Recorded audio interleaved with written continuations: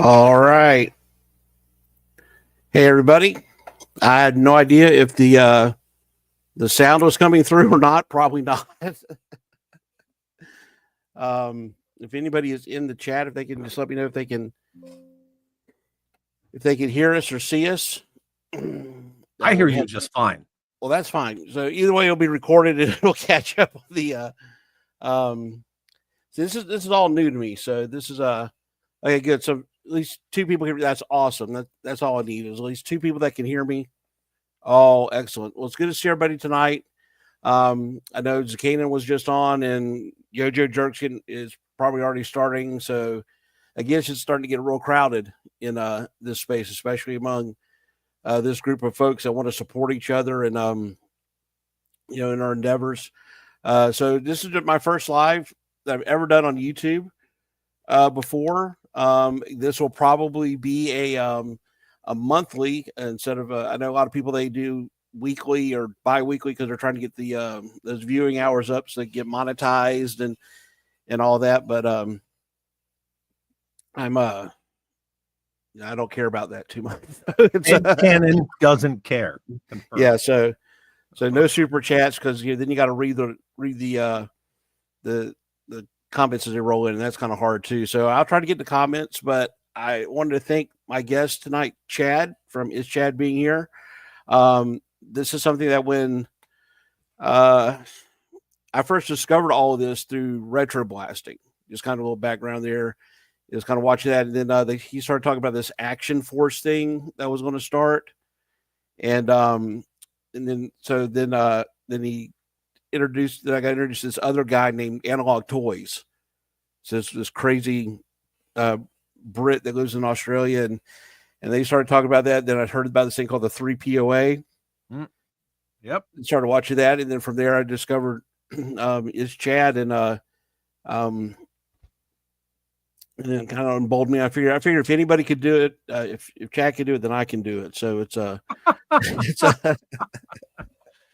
that's it. I quit. All right. Yeah, I appreciate it. So, yeah, I think that's where one you got to insult the guest. So that's the Yep. But we both kind of have a similar background where if I know so Chad, you're a veteran, you're an Army veteran, correct?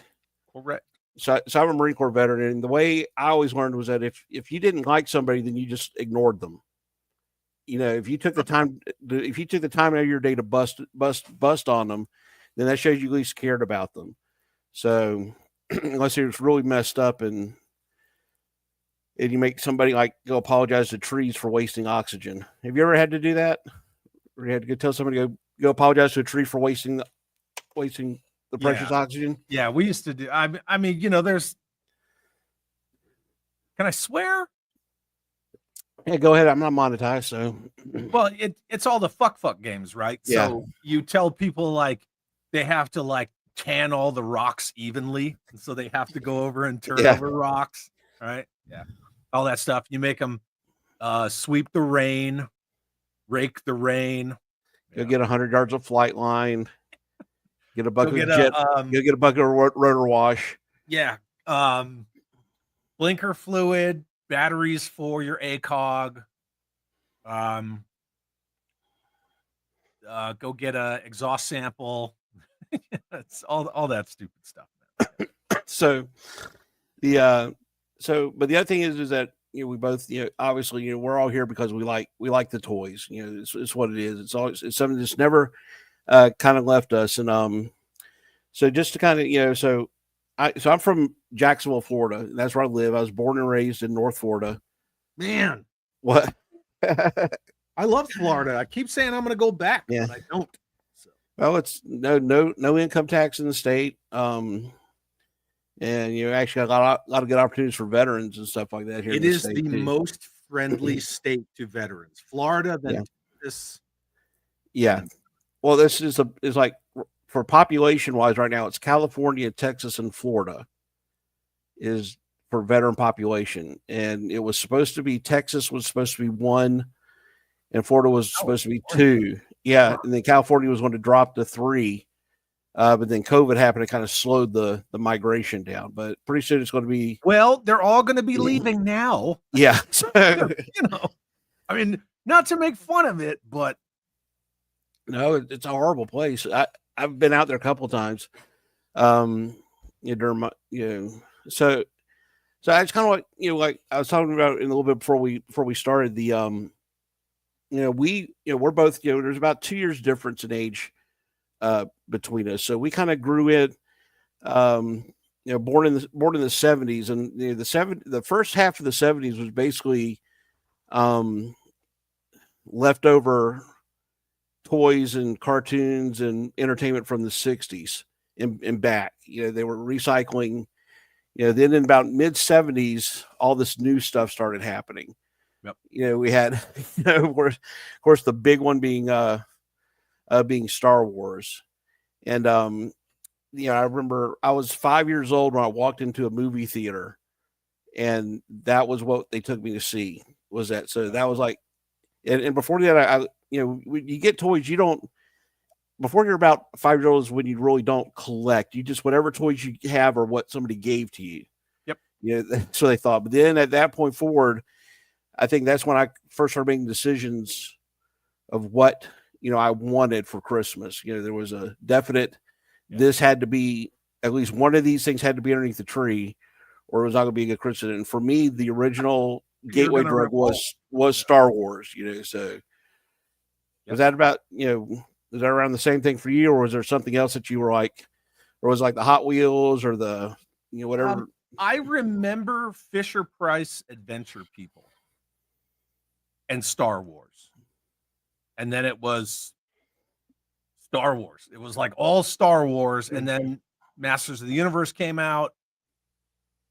Kind of dabbled with that, but right after Motu was G.I. Joe, and that was it. G.I. Joe came in just before Jedi, was in that weird lull between Empire and Jedi, and I just is G.I. Joe ever since. See, somehow I escaped the Motu phase, and I don't know if it was because the because the way, so Star Wars had the movie, and then with the movie you had the books about the movie. Yep. And all the associated, but with the Motu is because it was syndicated cartoons. If we only had like I think 2 UHF channels at the time here in Jacksonville, and that was the main purveyor of syndicated daily cartoons. So if it wasn't so I think like we had it, but it came on like at like 5 o'clock in the morning, which I wasn't up at 5 in the morning to get ready for. And of course, my parents were letting me watch TV that early in the morning when they're trying to get my little butt out to first grade, So I think that's why. So I knew kids that were into it and had it, and then for me, it just didn't scale with the Star Wars, which was my main obsession. No, it did not.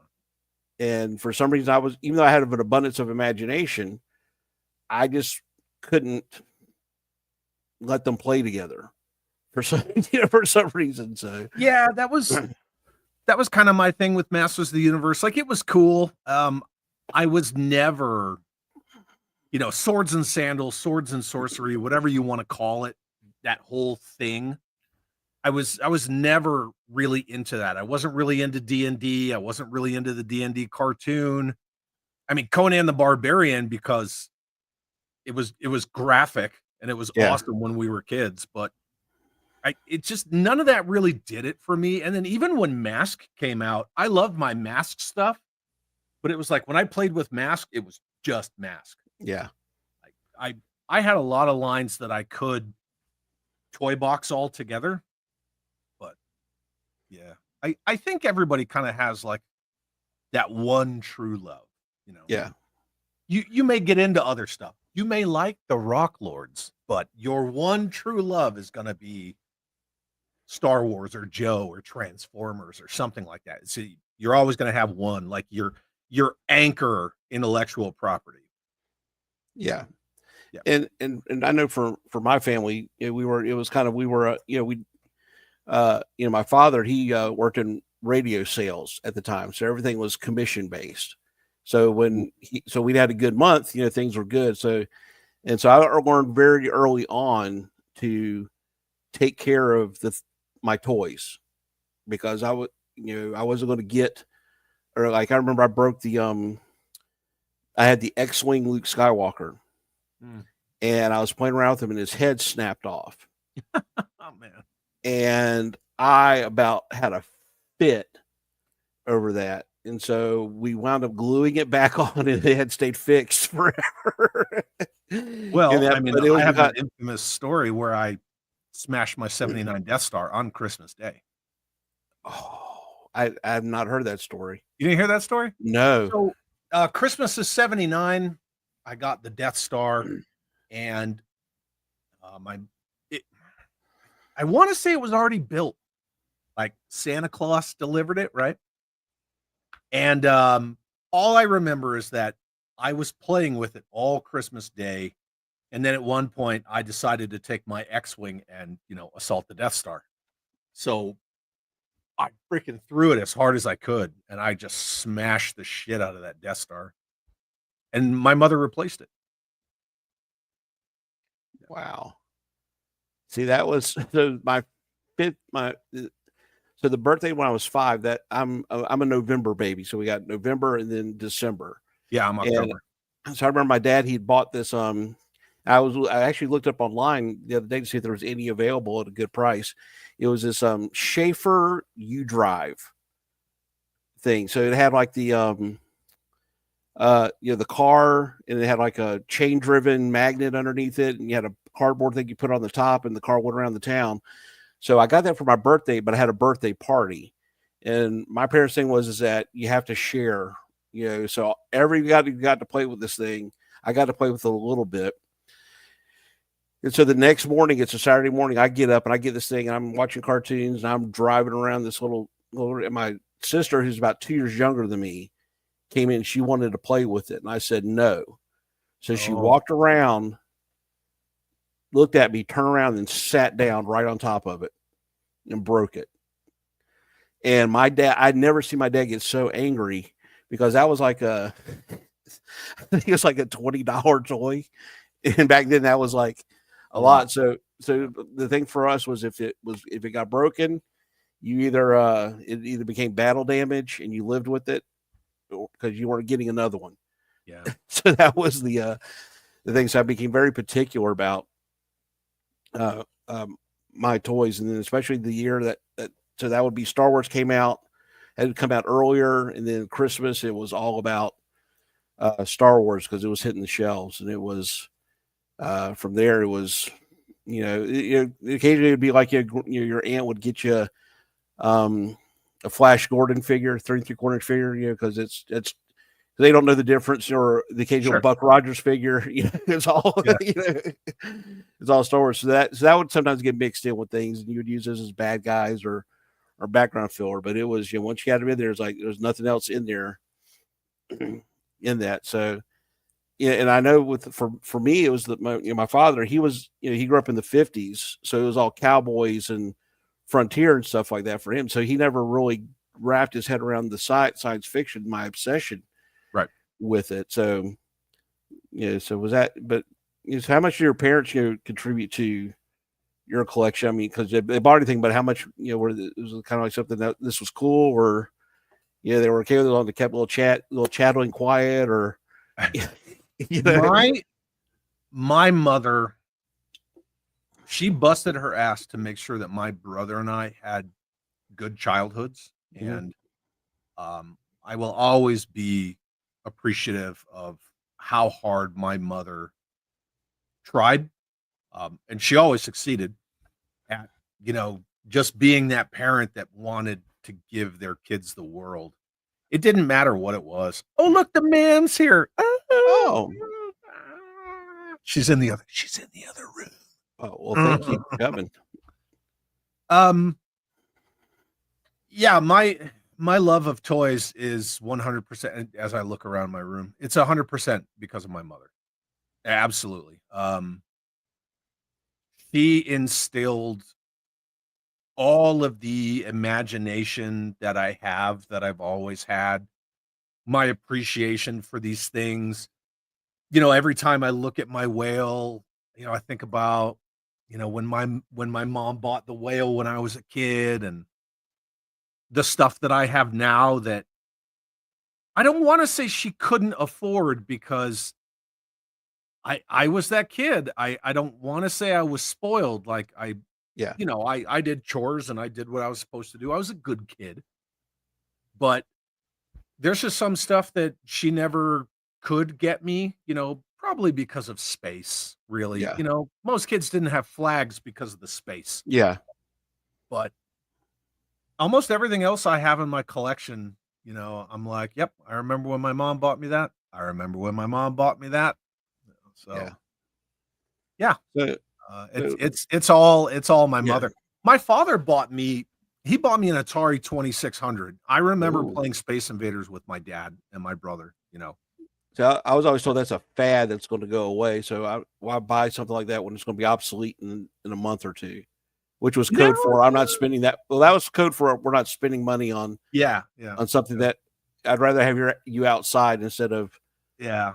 because because Saturdays was sports, and that's what, and you only have the one TV and 6 channels, so it was, I think a lot of it is that my mother grew up in the 60s yeah, when, it was all about the space race, and everything was all about, like, all this new technology, and everything is advancing so fast.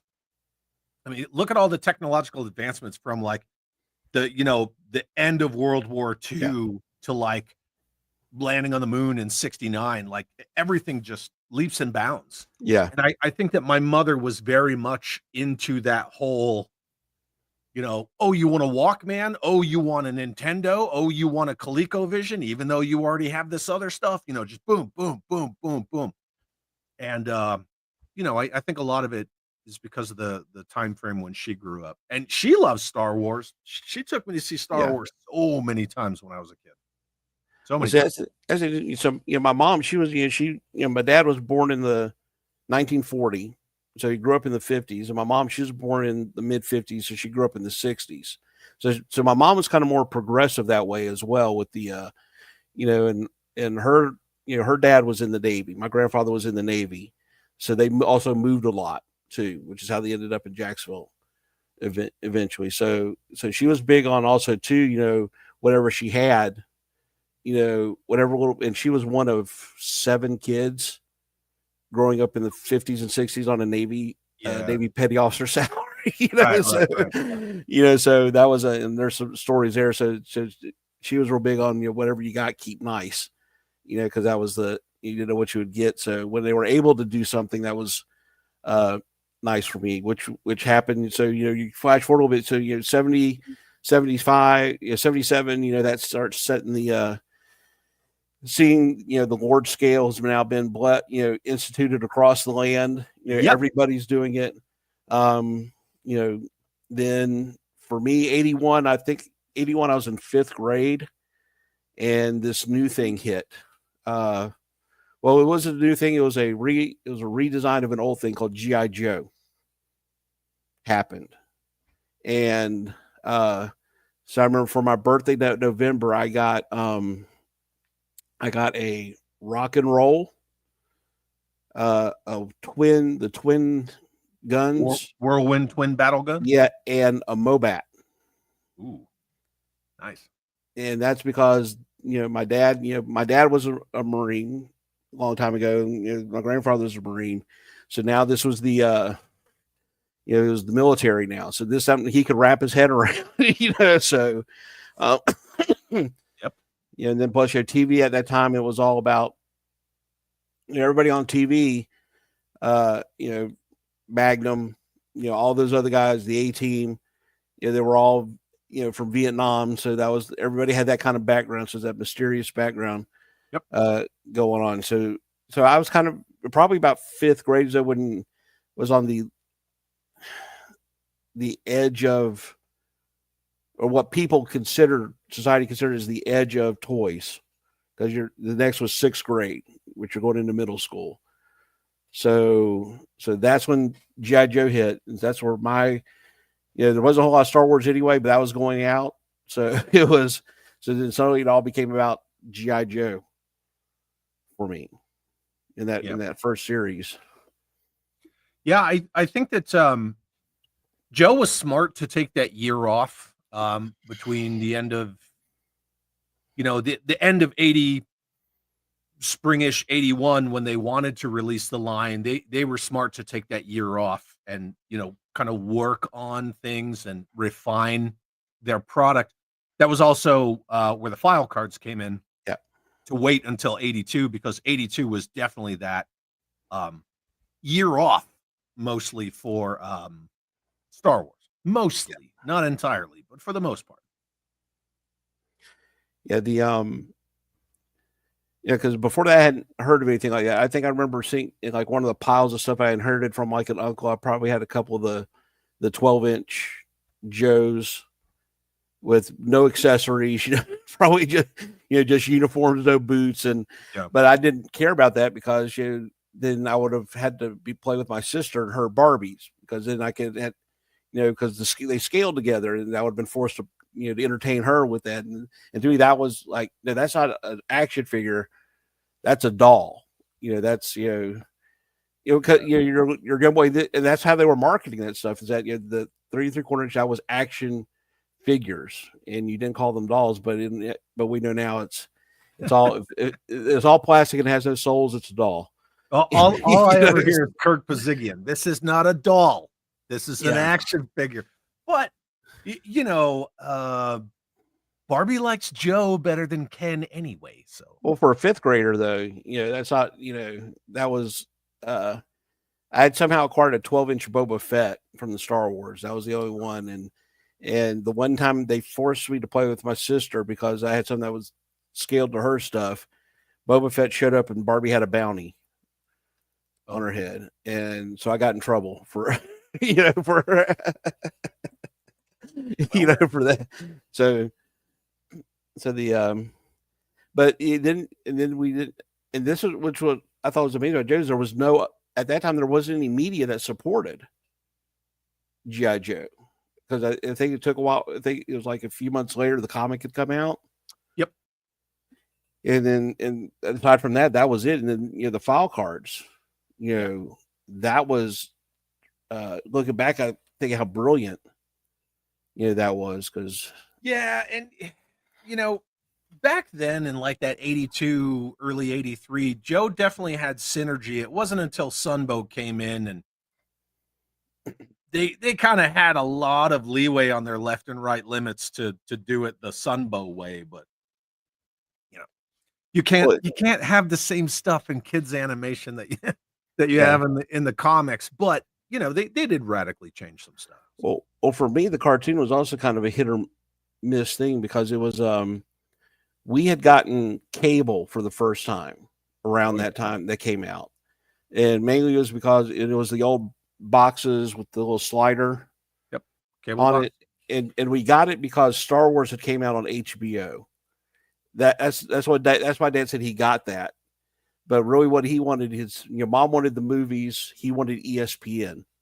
That was the only channel he cared about. And then I think the cartoon came out on WGN, was when we heard about this cartoon coming out. There's no internet, because WGN wasn't that originally a Chicago channel? Yeah, it's one of the super stations. That's it. Yeah, and so it was on cable. So that's when you got to watch the Mass Device. So for me, and I talk about this in my Gung Ho video.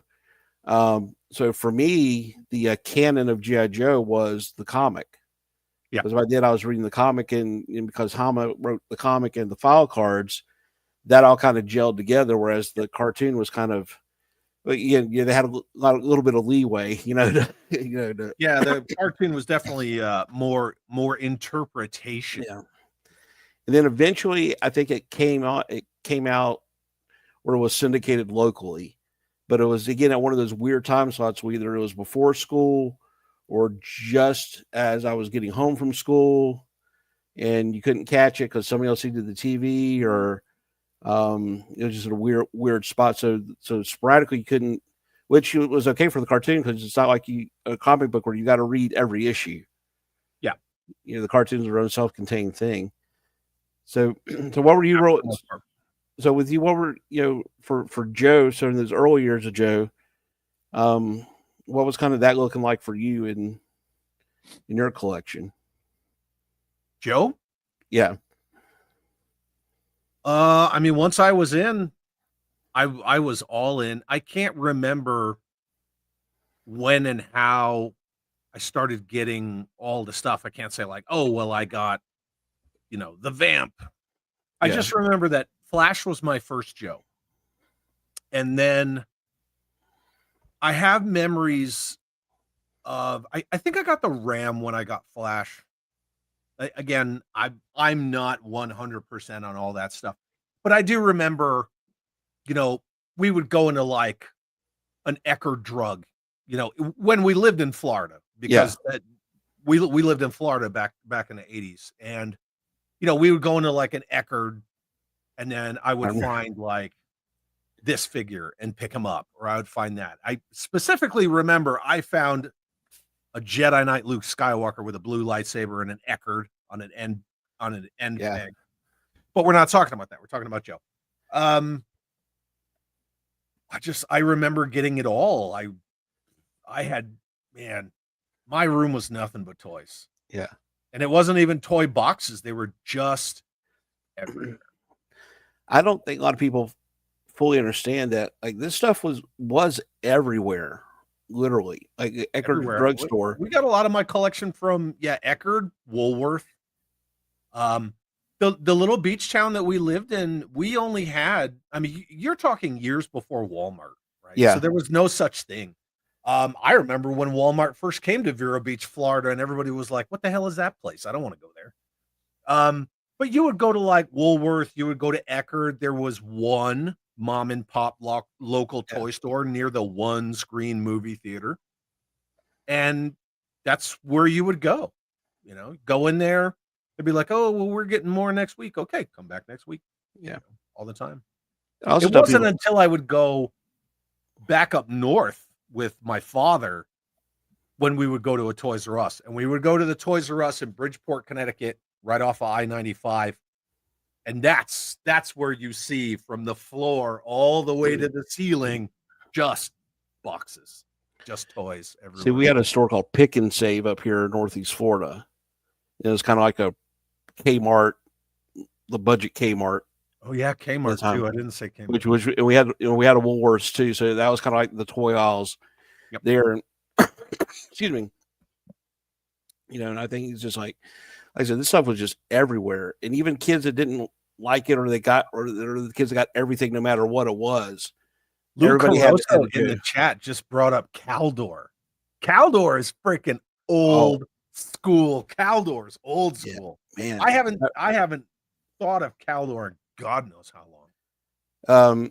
We also had TG and Y's around here too. Toys, Games, and Yo-Yos. They were the 5 and dime. I bought by McCrory's, which had my first job was at a McCrory's. It's kind of like a Family Dollar, and even then, so that was about the mid 80s. We would get in the figure packs, a case of the figures. So we were even selling it in my store, and it was, I know the 80s gets a bad rap for being very, commercialized, and they put everything out with the hopes, the idea is like, you put so much stuff out that you couldn't hope to collect it all. So you think that everybody would go mad trying to collect it all, but it was really based around this idea that if you had $5 or $50, you could walk out of there with something G.I. Joe that worked with all your vehicles and figures. The brilliance of it, though, like not everybody can afford a whale. Get a friggin' devilfish. Yeah, it doesn't matter. Like you can't afford the Vamp, get the Ram. Every year there was a large item, and then if you couldn't get the large item, there was generally a smaller item to go with it. Carnage says in the comments, we had Children's Palace before Toys R Us. Yep, and Child World. Remember Child's World?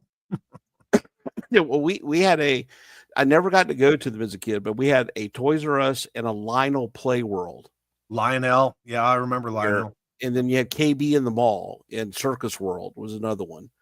And I Yeah, remember Circus World, I remember them too. I remember going to Circus World and buying, and it just happened because it was the only one left on the that is the one I wanted, and it was a straight arm Snake Eyes.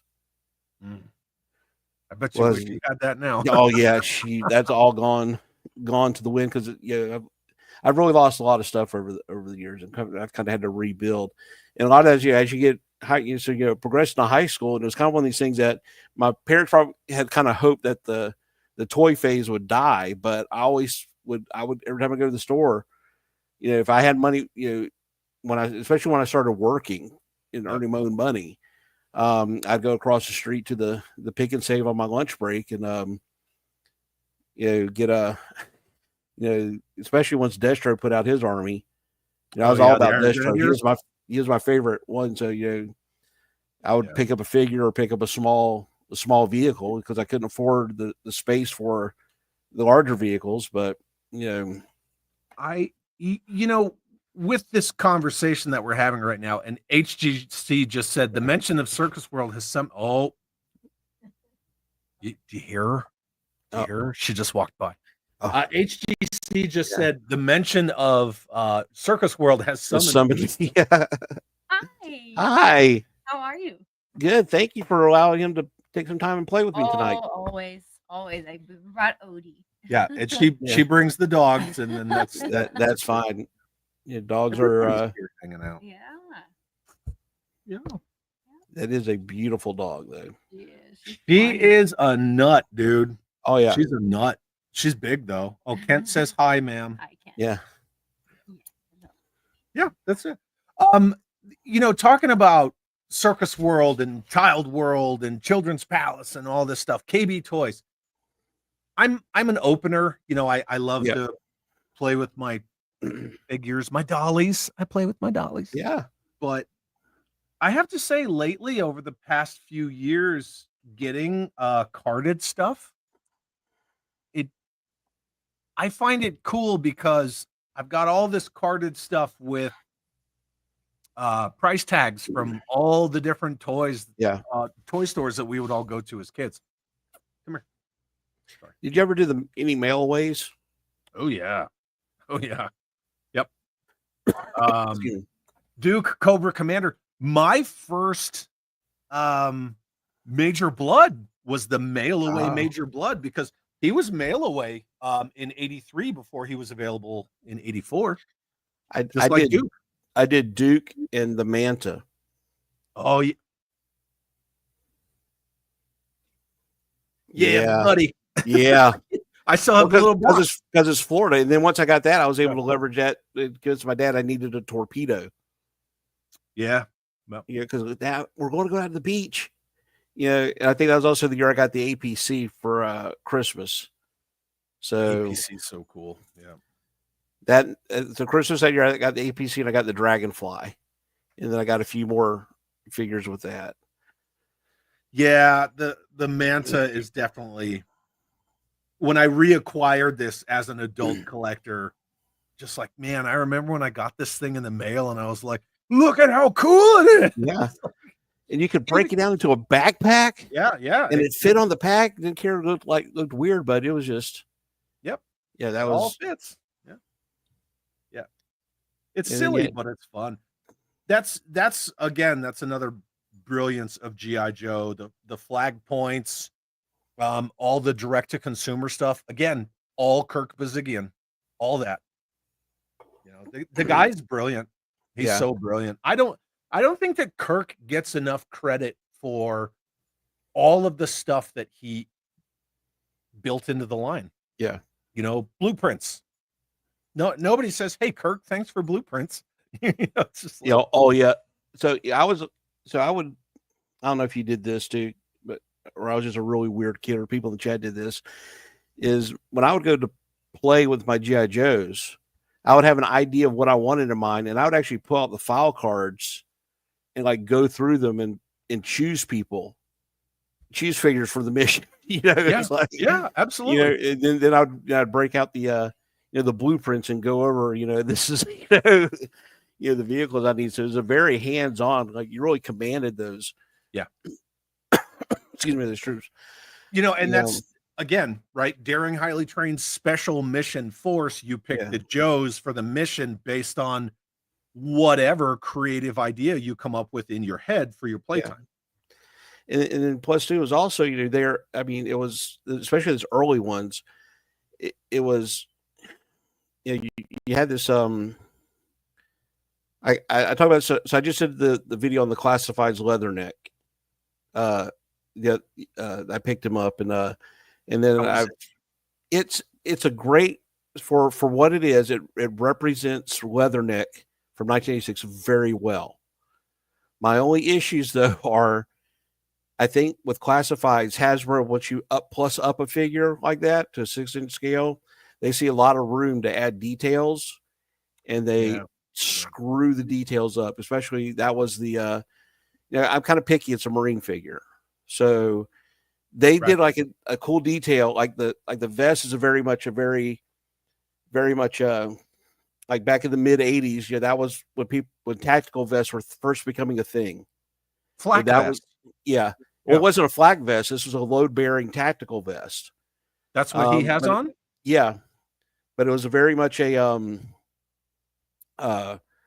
style that was in the 80s. Like if you went and got Brigade Quartermaster, and you look at some Delta Force, some like in Black Hawk Down, they were wearing that style of vest, load-bearing vest. Yeah. And so because there's LBEs, which is a Y harness load-bearing equipment. Then there's the LBV. Yeah, because we were still using the Vietnam era stuff.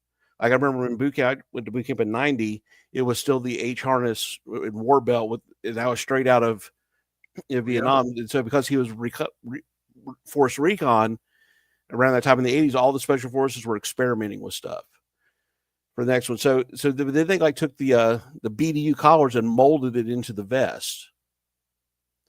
And then they went in, but they did put the in the Marine Corps, they didn't sew in the '80s. They didn't sew rank tabs on the shoulders of their uniforms.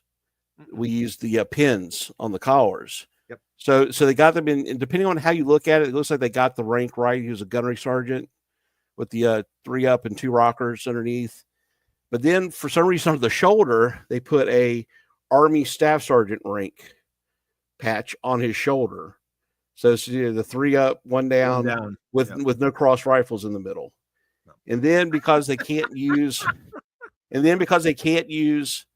Marine Corps, the globe and the anchor. Yeah, they can't use the globe. They got that Nazi symbol on the it looks like a German one. It's the same one that they screwed his chest up. Yeah. And then on the other shoulder, so the original Leatherneck figure just had a white patch on the side with a number 1 on it. And that was supposed to represent either 1st Marine Division or 1st Recon Battalion, which they're not referred to as Mardiv. Yeah, so they're not allowed to use actual Marine Corps patches and stuff like that. So they made up some sort of weird patch on the shoulder, which we didn't sew colored patches on our shoulders, or even subdued patches in the 80s and 90s. We didn't start putting name tapes on the uniforms till just I was getting ready to get out in the mid 90s. Yeah, and in the early 90s in the Army, we didn't put unit patches on our uniforms at all. You always saw them in squadrons with pilots. Yeah, we had our rank on our on our BDU butterfly collars, right? Yeah, and then that you had a flag, and that's it. That's all you had. So it's just it's one of those things, like if you get they put the wrong, when they're given the opportunity to do the right details, they don't do it, and they take the opportunity to do wrong details. So now I'm kind of in a quandary, because now I feel kind of obligated to get the 60th anniversary Marine figure, which I completely hate that figure. And I don't know. Is that the female, the sniper? Yeah. I don't know if I should spend the money just to do a hate video on a on a figure, but there's just something deep inside of me that seems to be calling out for it. I want this officer back here to see that female Marine sniper figure and the vomitorium of shit she comes with. And I want to see the ma'am just lose her mind on that figure. Well, and the thing is, it has nothing to do with it being a female. So No. So when I went in 90, my very first duty station, checking in. I go through boot camp and I go through the month of infantry training all Marines do.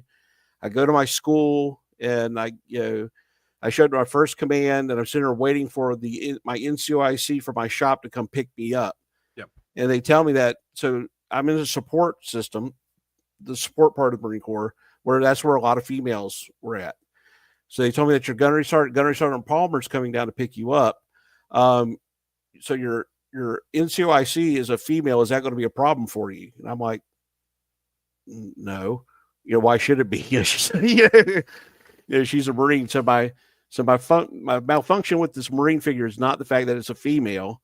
It's just it was a complete afterthought that they put zero effort into to make it anything remotely Marine Corps for what was supposed to be the 60th anniversary. Yeah, that's of G.I. Joe. Like none of the offering really makes sense. I mean, it's cool that they made the figure, but again, like you could have made that like a female green shirt or something like that, and then you could have gotten a lot of use out of that. But you made it right the 60th Action Marine. I don't know. Yeah, like I said, it is a decent figure. It's just there's nothing about it that says Marine Corps. But you come back around to the whole giving all those accessories to create perception of value. It's cool to have extra accessories lying around. I will never knock that because I've got tubs and she chuckles as she walks by. I have tubs of accessories everywhere, but you just start chucking stuff in, and it's like I don't. Yeah, Duarte says, "Did you expect any less from them?" I always hope. I'm forever hopeful. At least a stop clock is right twice a day. So I'm hopeful too, but I think a lot of the problems lie in the fact that if you're a fan of a thing, if you love a thing, the only thing that says Marine Corps is a box. Damn straight. Yeah. What's up, Roll Keeper? If you're a fan of a thing and you want to see it succeed, you want to see it be, productive and financially successful for the company, because that means you're going to get more stuff. But when you say, that sucks, it's not always people just being negative. It's like, I know that there's better in there somewhere. So just Jeff, so here's how I thought of this other day is like, it's a 60th anniversary, and it was a lot easier to do this when they had, a 3 3/4 inch line and a 12-inch line, because the 12-inch stuff they did for the anniversaries was always amazing because they could get detailed with the uniforms and stuff like that. I think I would have loved to see it. It would cost them some tooling to do it. And I kind of hesitate to mention this because, like I said, the problem with the details they have is right now I hope they never do a gung-ho dress blue in 6-inch retro.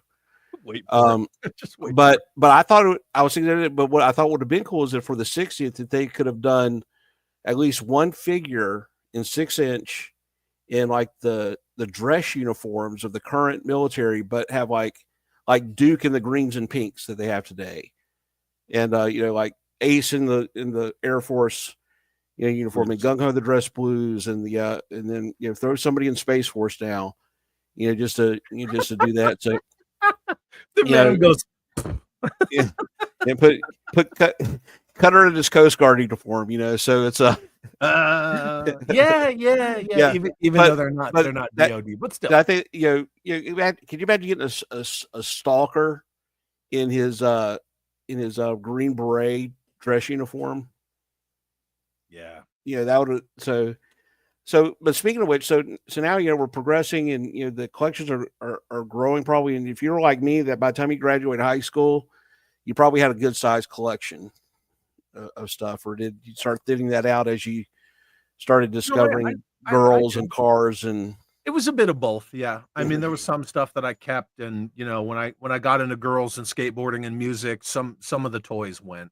I have said before on the record that I did pull a Sid from Toy Story on a lot of my toys.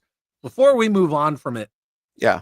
I want to say here's the crux of my argument. If we're leaning so much on nostalgia with G.I. Joe and we're just chasing the tail all the time, when they did the 60th anniversary action soldier, sailor, marine, pilot, I would have liked to have seen them take the 3 3/4 inch versions and make those in 6-inch.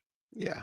I would have liked to have seen it because, like, here's the action pilot, but this is the keychain version. It still applies. I have the boxed one over there. Yeah. But make these guys in 6-inch. Yeah. That'd have been good call too. I don't know. So let's move. I don't work there. Yeah, they don't. All I know is I can run that place into the ground twice as fast for half as much as they're paying the current people to do it. So get out of there. Yeah. So we're moving on. You graduate.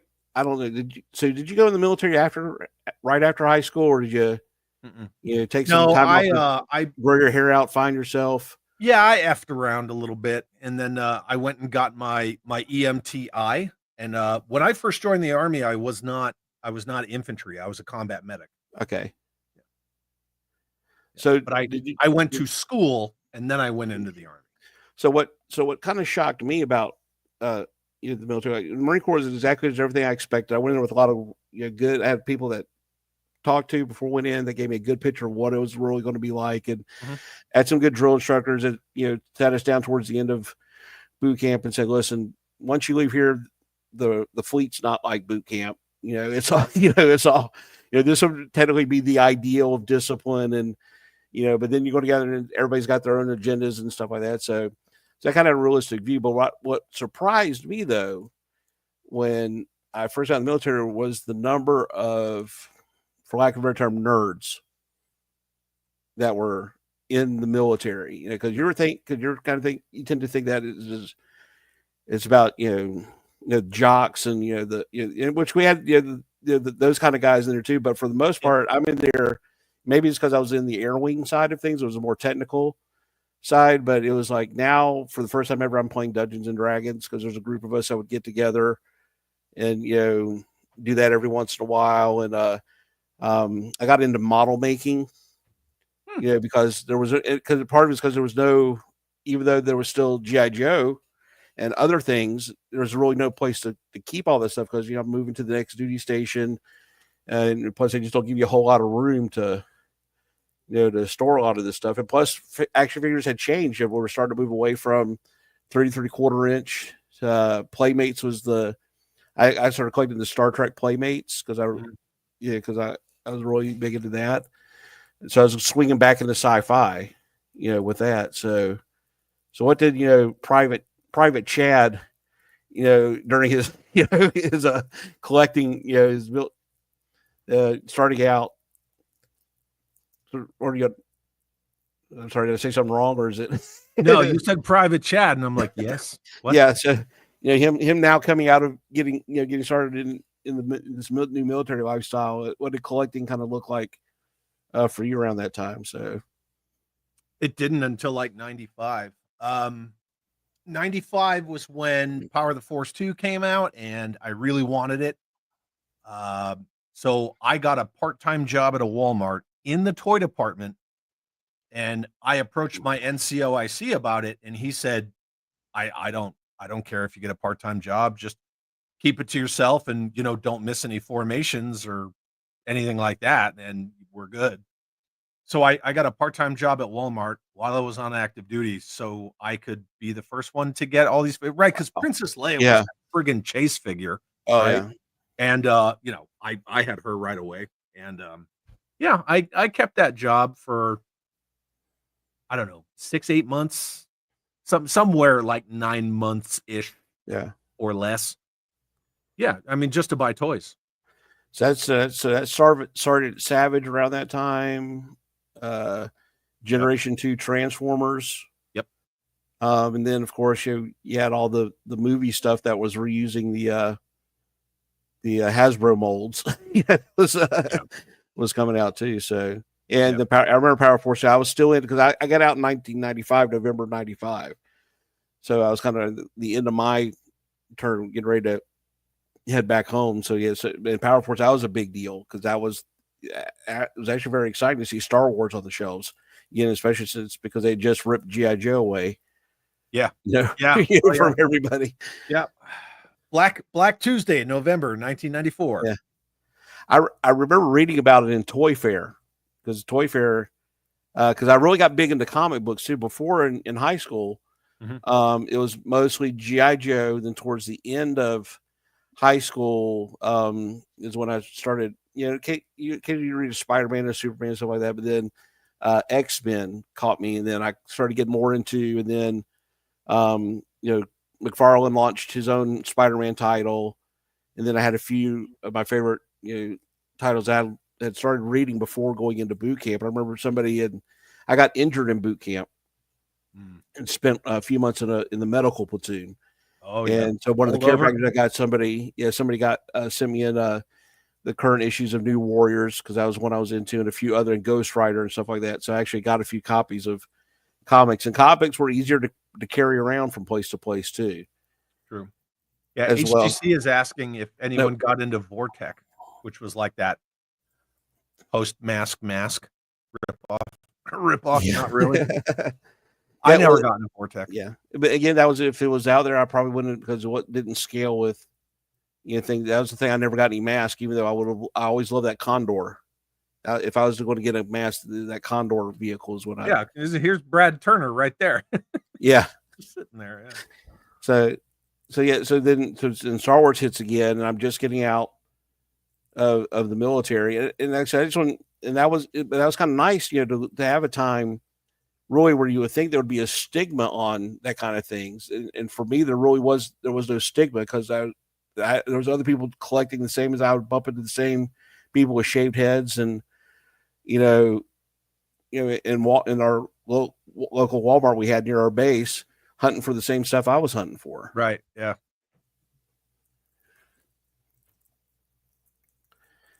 So I know you went like you did the full retirement, right? So how was I get out, so I enjoy life and I'm collecting. Mostly I was hitting, for me after the Marine Corps, it was I discovered the local comic shops, and also they were carrying all the toys. It was the leftovers. So that's when I really started buying things that I never got as a kid. Yeah. That's why I bought my first Terradrome. I had an apartment on my own. And so I bought a Terradrome that sat on the coffee table and most of the time, and then my favorite thing I bought was the X-19 Stealth fighter. That was like my biggest purchase. So basically I was just buying things that I always wanted but couldn't get at that thing's time. No joke, man. Like, I think a lot of people don't realize how big the Phantom X-19 is until you hold it. But then just the engineering that went into that, the air brakes. Yeah, it's so good.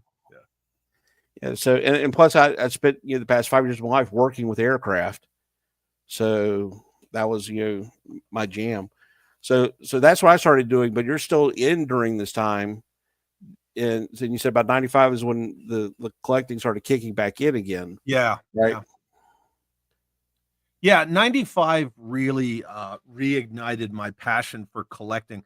I always had stuff, I would have stuff around, things that I would keep as a keepsake here or there, but it wasn't really until 95 when I was like, okay, now I'm going to like actively collect this stuff, go after it, find it, learn about local collectible stores, and there's like these little toy fairs that I can go to and buy stuff. And yeah, that's when it really started reigniting all that with me.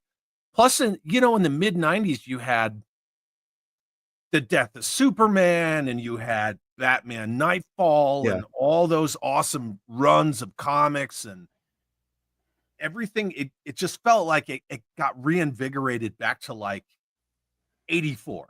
So like 94, 95 felt like 83, 84 all over again. Like everything just felt like it was ramping back up. And yeah, that's really what solidified. Okay, I collect toys now. Yeah. Well, and also during that time for me too, we had it wasn't so much a scale change. And I kind of trace it back to McFarlane coming out with his Spawn toys. He had this idea that that he wanted to do toys that emphasized sculpt over articulation. Yep. Detail. Which back then it was one or the other. I don't know. I guess just because that's the way manufacturing works. Yeah, it kind of was like that.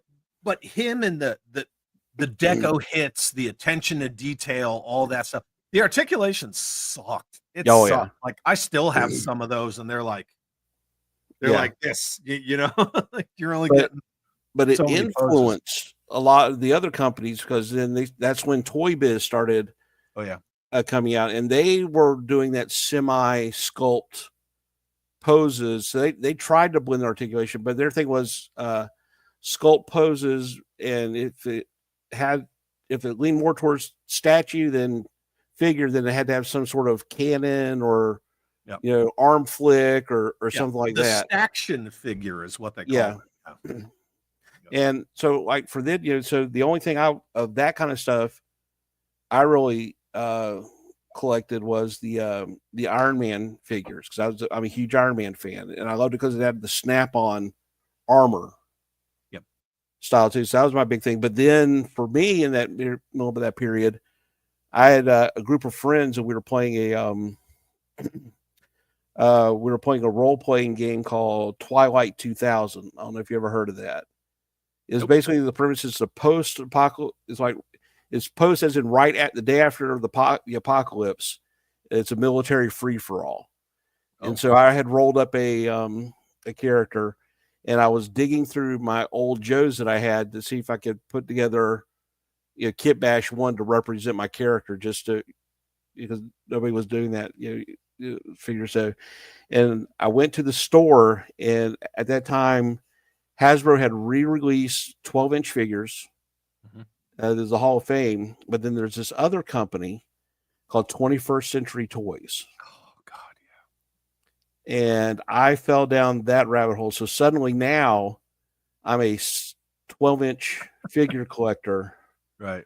With amazing detailed uniforms, weapons, and the weapons they start out all kind of mold, but then they just started getting better and better. So from 95 to around the early 2000s, that was all 12-inch for me, because again there wasn't. The G.I. Joe revive of the 3 3/4-inch had just started, but a lot of it was stuff I had before, just the Toys R Us repaints and stuff like that. Yeah, so that was kind of cool. But if I was going to spend the money, I was going to buy the 21st, and then they got me into the blue box toys and the dragon toys, and then the at that time the hot toys, which when you could get a 12-inch hot toy figure for less than $100 and get a good quality figure. So that's where my collecting went, started into this 12-inch military line. My only experiences with 21st Century Toys are the true to scale 118 stuff, which is ridiculously huge. Yeah. Well, that was later in the line. That's when they started with the 12-inch market after 9/11 really started to die down. They started, and that's when this vehicles they came out with. Like I had the Corsair airplane, and then the toys and stuff like that. So yeah, Soldiers of the World. I had a lot of the Jeeps from that. You want to talk about everybody complaining about 6-inch vehicles? Did you see Bobby's video from Saturday about that? Yeah, that's a good video. The BBI Apache helicopter. Well, I had a 1/6 scale Little Bird helicopter sitting in my. I had the black BBI Apache longbow. I put Night Force stickers on it. Yeah. So I saw somebody in my local shop had traded in one of those old, and they'd put Joe stickers on it to make it look like the Dragonfly. So But I put yeah, Joe so that's stickers on a bunch. I got a bunch of the Kenner Alien stuff. I put Joe stickers on them. oh yeah. Yeah. But those is now this whole world's open, and I'm going to next thing you know, I'm going to. This is also back when they ran the GI Joe conventions, the Brian Savage Joe Cons, days, yeah. and so while you're still off, saving the world, that's what I'm doing during this time, and I'm starting a family, and we moved to Orlando, and my I think I talked about this in my Larry Hama video. In 2004, I was actually part of a collectors club online. That we were actually based around. The idea was that we actually did 12-inch figures, and you made your own anti-terrorist force with the 12-inch figures. That's cool. And so we had unit names and stuff like that, and we had official patches that we printed out to put on the uniforms. And the founder of our group actually had one convention way out in California had built a 1/6 scale Black Hawk helicopter. So that was the kickoff for that. And then so we were living in Orlando. So in 2004, I went to the Judge Convention in Orlando, and it didn't go until the last one that we went to was in 2012 back in Orlando. Again, so we were involved in the conventions and stuff like that. And then now the 2012 I was in Africa. Yeah, so Middle East. Yeah, so but then also so were you over there in the renaissance of the 25th anniversary line of G.I. Joe? Now we're getting back into the 1/18 scale again. Now that's swung back around. Well, I think that kind of started a little bit in 2004 because I remember being at the dinner. 2007. 2007 was when the 25th. And Daryl DePriest was talking about. They were putting the 3 3/4 come back to Walmart, and they started doing the packs. And and Daryl DePriest talked about we've got this new manufacturing idea that we think so we can get rid of the modern construction, baby. Yeah. So no, I didn't go back into the Army until 2010. So I took a break. I had a 10-year break in service during the waning years of the Clinton administration, when it was, closing installations left and right, downsizing everything, kicking people out, mandatory 15-year retirements. It was getting dicey. Because I was what was then a 91 Bravo, I was a combat medic. They wanted the combat medic positions for the kids, for the new kids. So I went to re-up, and they said, well, you can do another 4-year, enlistment. People like to call them extensions, but they're not. Yeah. But you can't be a medic anymore. You have to be a turret mechanic. And I was like, what the hell is that?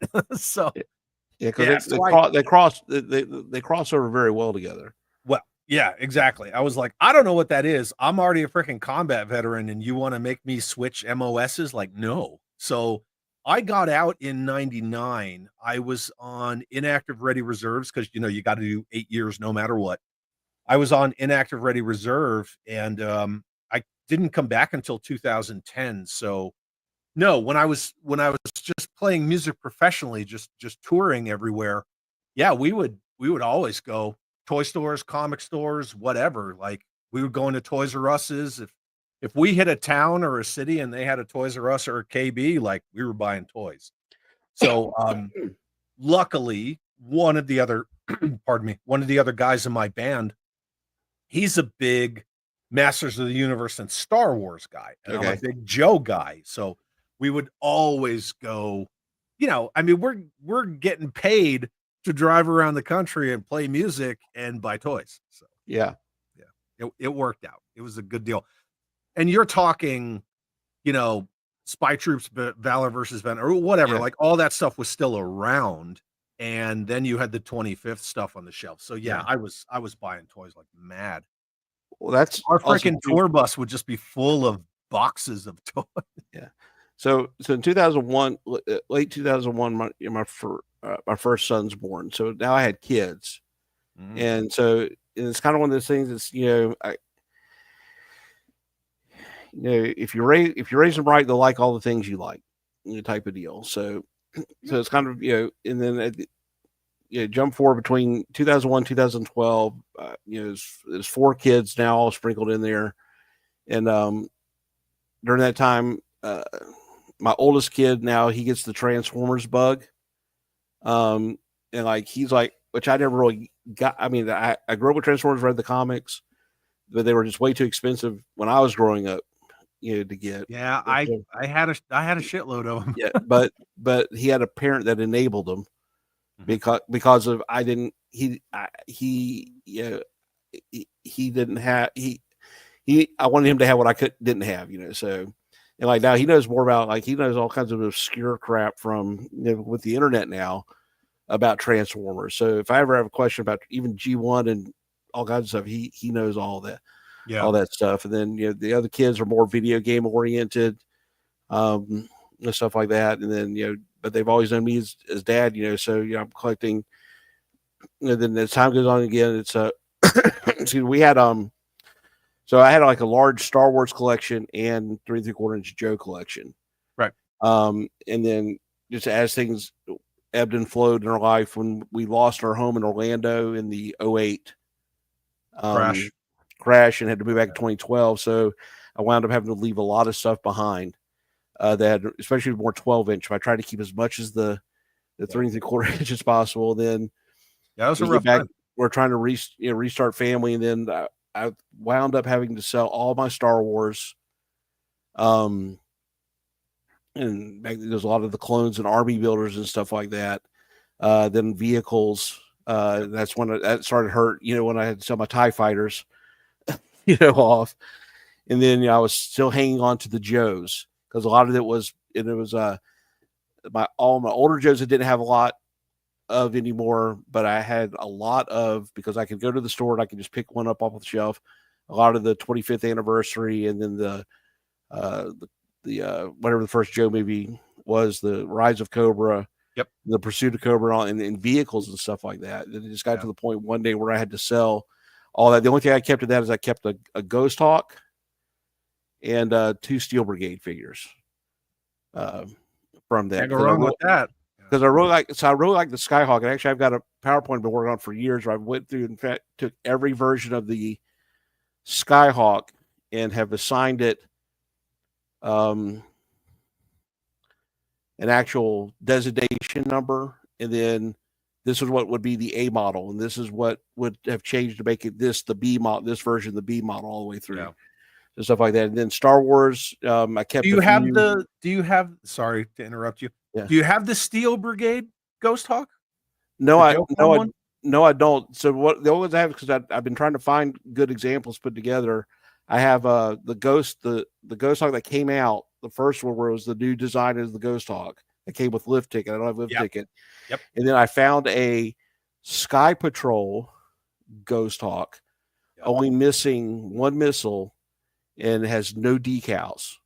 No decals were ever applied to it. And so I'm probably going to wind up going to Toy Hacks and getting decals for that, because my eventual one I want to get from the Model A, the first one, all the way, out with that kind of stuff, and have like the Skyhawk Museum, because to me the Skyhawk always epitomized the perfect G.I. Joe vehicle. That was a small vehicle that it was very utilitarian. So and so I wound up selling all my Star Wars except for a handful of stormtroopers, and now I've been building back, and I've been collecting the TIE Striker from Rogue One because they're abundant, they're cheap, and I like the design. So I'm actually building a squadron. I do too. I'm building a squadron of TIE Strikers right now. So that's a good design. So with that, so I wound up, and it was stuff like I had to pay to get the car repaired, and my local shop gave me like $1,000 for all the because I kept everything in little baggies, all the accessories, all the files, so it hurt to do it, but then it's kind of like now most of my collection is now Legends, which now that's starting to slack off because there's fewer and fewer of the Legends I really want now.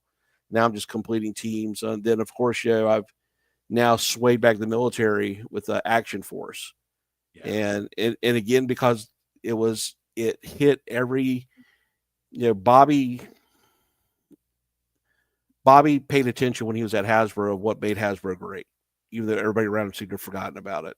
He's got lore behind it, the file cards, the storyline, and then of course now the kit bashability of it. Like I've got an entire team of Action Force figures that aren't part of Action Force or any of the factions. It's my own faction that I've been able just to kit bash. Yeah, the plug and play angle of Action Force is very smart. And there's even there's some figures that I'll probably wind up doing a video on that too. There's some figures that he's put out that there's nothing against. There's no quality issues. It's just the character does not appeal to me in any way. And it's just, so I will refuse to, if somebody gave me one, I'd take it, but I would refuse to buy. But that's, like Trigger's one of it, and one of them is Trigger. I can't stand Trigger. I don't like Dino Hunters. Yeah. So I don't have any of the Mega Marines, Monstro Vipers. I don't have any of those monsters. I don't have any of the Lunartics, any of them from Star Brigade. You don't have to consume everything from an IP just because you like the IP. Well, and I understand that. There's things, but it's sad there's so many people that don't like. One figure I don't want is I don't want a Desert Rat, because I don't care for figures that are patterned off of real people and not characters. Like Sergeant Slaughter is a character. Yep. To me. Yep. Desert Rat is not a character to me. He's a real person. So it's just a quirk of mine, and that's the way it is. And then, but also too, I kind of use my figures as that's, I'm 52 years old. I don't smoke, I don't drink, I don't chew, and I don't date women that do. Type of deal. So I have very little vices, in life. I have a loving family, and so I'd rather spend most of my time with them. So my action figures, that's kind of my, that's back when people used to have train sets, and it was socially acceptable. It's my hobby that I enjoy, and it intersects a little bit with my kids, and it's also, in my line of work too. It's my mental health outlet. Yeah, 100% as well. So absolutely, that's how Mikey and I became as good of friends as we are. Is that I started customizing as a means of a creative outlet that I could really just focus on what's on the table in front of me. And I could use, the spatial intelligence, because all my customizing is like additive, subtractive, greebling. I don't 3D print. Yeah. So it's all, I have to Dremel this off, or I have to greeble this together. And that was my way of like quieting my mind and calming down, because it takes a lot of patience and care and attention to detail. So yeah, I fully understand that. And toys are they're a very healthy thing when you don't abuse it, right? Because we're not in this hobby, losing the roof over our head or having our electricity turned off or anything like that. We're not spending our grocery budgets on dollies. Yeah. There are some people who take hobbies to the extreme, which that's not helpful. My stuff's budgeted in. You got, I know. So me and my wife, we both work, but she's very good at budgeting.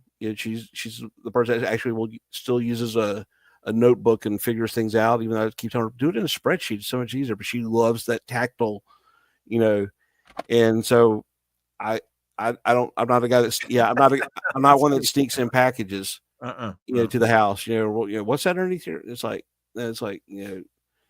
I'll go to the store and we go to Walmart. I'll go one way, she goes the other, and I'll show back up with something, and I'll go to put it in the cart. If she says, "No, we can't," I go, "Well, okay, I'll go put it back." Or I get it, but and that's what I learned. And I've learned, like I said, there goes back this couple of times where I've had to sell off my collection, and literally, and it wasn't because that was sucking the money away.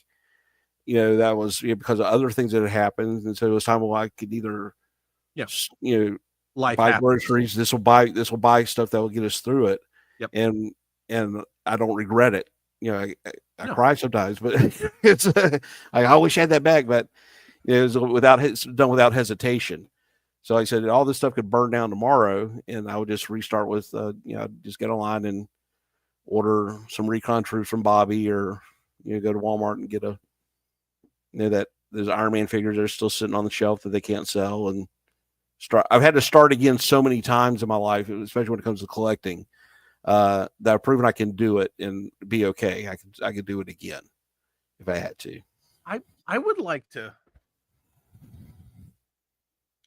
to experience what it's like again to have toys in stores, in your big box retailers, because KB's gone, Toys R Us is gone, Child World, all that stuff gone, right? But I would like to experience going into a store and looking for something that I actually want. Yeah. And I haven't had that since they shit canned that Walmart retro G.I. Joe line. I'd like to be surprised of finding something on the shelf. Oh yeah, I did find I found those Super 7 O-Ring Wave 2 figures. I was like, hey, what do you know? And I grabbed those. Yeah. Yeah, everybody tells you where stuff's at, and you can buy it online. And like I knew, like the Leatherneck, I saw I have a local toy store. We have a very nice one here in town. We got several around town. There's one that I go to. I'm a very loyal customer. Yeah, and, I have 3, and I'm partial to one, but I have good relationships with all 3 of them. And I saw that he had posted online, so we got all this stuff in, and it was the next box. I think it was Xandar, Saw Viper, Leatherneck, and a few others.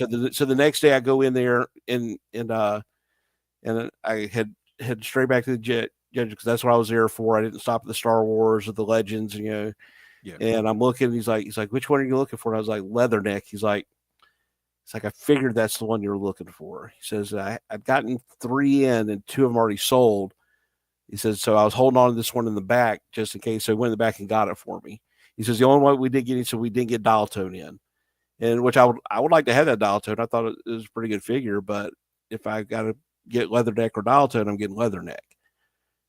So that's kind of relationship we have. That I've done so much business with him, and he bought, and he's one of the ones that would buy a lot of the stuff for me when I had to sell it, because he knew I kept everything clean and perfect, and it would have all the accessories and everything. So he made money off of me.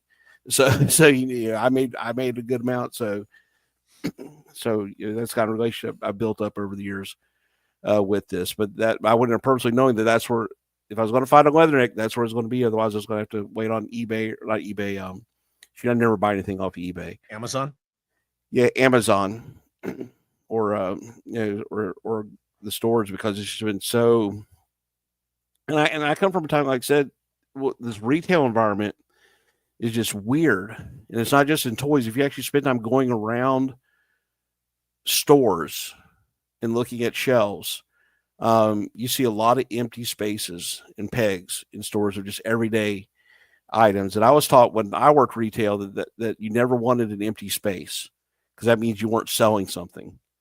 Just the ability now for Walmarts and Targets to get to the point where they can have empty slots on the shelf for any item and not seem to be concerned about it. Yeah, it's just mind-boggling to me. You're right. So I'm a very simple creature. I'm a creature of habit. Maybe a lot of that is just instilled in me because of my lifetime in the military. Like there are only specific things that I like. That's it. Like, I need to have a certain kind of tea, a certain kind of creamer for my coffee. There's like certain things that I want. And I went to Walmart the other day, and like all their creamer coolers, they were like decimated. And I'm like, what the hell, man? Yeah. So I can attest to that. I say it just goes against everything I was taught, how businesses run. It's like, and I get, what part of the problem is that Target and Walmart have this model of, and they figured out it's the McDonald's model, is they don't actually own the inventory. They just rent the space for somebody else to sell their inventory. Yeah. So if Hasbro runs out of Joe's on the shelf, Walmart doesn't care. No, because that's when they do the planograms, it's the companies, and I think that's what a lot of people actually don't talk about. That's a good point. Is they, Hasbro says I need, I forget the term. There's an actual term. Was like such a foot of section. It's called something. Yeah. But there's a term that they use. I need 8 feet, and Hasbro is paying for that 8 feet, and they could do whatever they want. Yeah. I need, 4 feet for not Joe's Transformers, and I need 1 foot for Joe's, and so on and so forth. HGC's comments very interesting. I've gotten to the point where, I've gotten to the point where I'm starting to look at my classified figures as I have a medium amount, and I'm asking myself more and more, do I really want these? So I'm very picky with what classified figures I get. So I'm a big, for Cobra, I'm a big Crimson Guard and Eel fan. So I've got the Crimson Guard figure they came out with, then the retro carded one because they had a different mask with that one, and then the Python Crimson Guardsman. And I've got a few other Cobras here, the Zartan. I got a Zartan Saran. I'm going to get a Xandar. I don't care about the rest of the Dreadnoks. not even Monkey Wrench. Not even Monkey Wrench. He is cool. I love Monkey Wrench. But I just want the family, the because I don't have a lot of space either. So, and then with the for the Joes, I would love to collect the original 13. Except Clutch will probably, unless they reissue them as a single, I'll probably never get a Clutch or do a Vamp Mark II, Clutch. And then I am collecting the Slaughter's Marauders. I'm not going to call them Mad Marauders. That's what they are, because to me that was the sub team I really liked. One, because it was a smaller sub team, and to me the vehicles were cooler. They just weren't straight up repaints of the other figures. They actually did some new tooling on it. So I have all the Marauders figures they put out so far. But I did get a low light. I got the low light, the regular version low light, because that was one of my favorite Joes. Actually, low light's my number one Joe.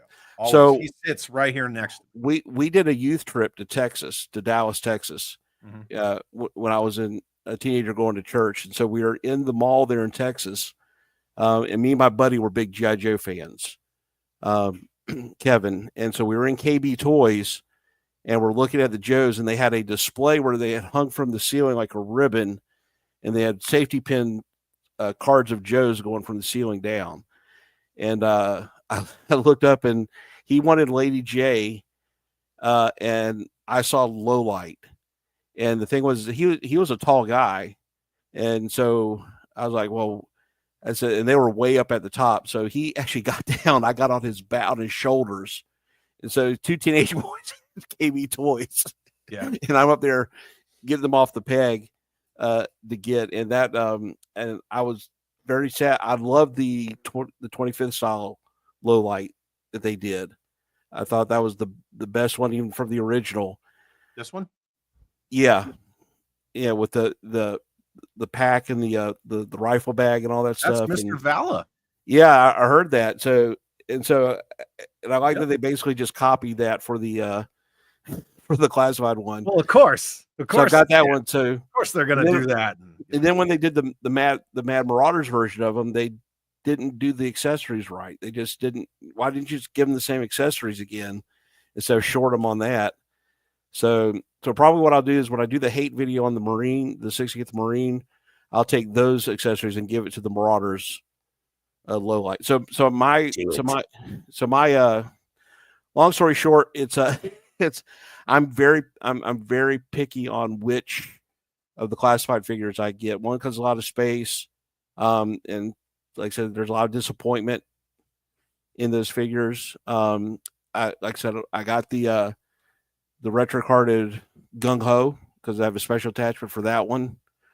So So outside of the original 13, I'm going to be very picky on that. So yeah, there's a lot of killer comments. So yeah, Zakanan says that space is the enemy of all collectors, and that's true. It doesn't matter what you collect. You know, it doesn't matter if it's Masters of the Universe or Transformers or classified legends, blah, Action Force. None of it matters. It doesn't matter. yeah. Yeah. Well, behind me is like, so I got all these little pencil boxes that I get from the Dollar Tree. That's perfect for legends. So most of my legends are in those boxes, all labeled, and I'll pull out a few every once in a while because I'm really into team building now. So I'll put together, like I just bought the the X-Men villains pack off of Amazon with Strife and all them because I needed a pretty boy to finish the Reavers. Gotcha. So I'll take that and I'll probably do a Reavers thing, and so I'll display them as teams and rotate them out and through there. But a lot of it's the Iron Man because I'm a big Iron Man fan. I love the Legends Iron Man. I did a video on that, the first Model 13 armors for the comics. So then, of course, you're now trying to find space for the Action Force to set them up, and it'll come. I just need to work more on it. So that's kind of what I have to do. Is I have to kind of filter in. I have a small place for displaying. It's basically on my desk over here, and I just kind of filter out and filter in and out stuff as I do it. But yeah, spaces kills everybody. So yeah, a lot of people in the chat are saying that, like, it's kind of all over the place, and that's why I love live streams and chats, because so many people they just have really awesome but varied opinions, and I enjoy that. I don't like echo chambers. Sci-fi. They were supposed to do sci-fi so freaking early, and when they pivoted, they shit canned that sci-fi. The 25th anniversary sci-fi figure in the 3 3/4 inch line. That style. I call all that the 25th because it's the body style. He's Pursuit of Cobra, actually. Yeah, whatever. But that was a great figure. Oh yeah, he's right there. He's so freaking good. And such a good figure. The 86 was a great year. That was the banner year. Biggest year in the history of the IP. Yeah. So never to be topped. Excuse me. So in mainframe, if they do a mainframe, I'm going to get a mainframe, maybe because mainframe. I'd like to see how they update mainframe. I would love for them to actually do an update with them. Yeah, he's not going to come with that big ass. Yeah, computer thing.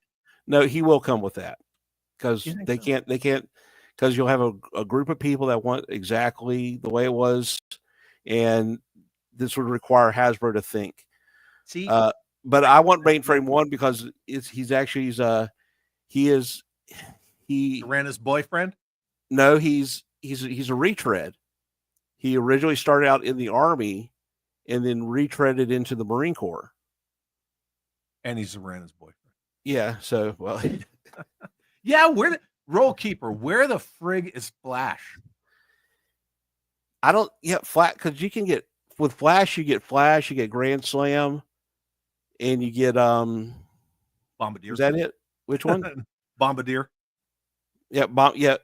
I do like how different. But who was it? Was there somebody else that used that? That pattern, that padded uniform. It was Flash. Grand Slam, Bombardier.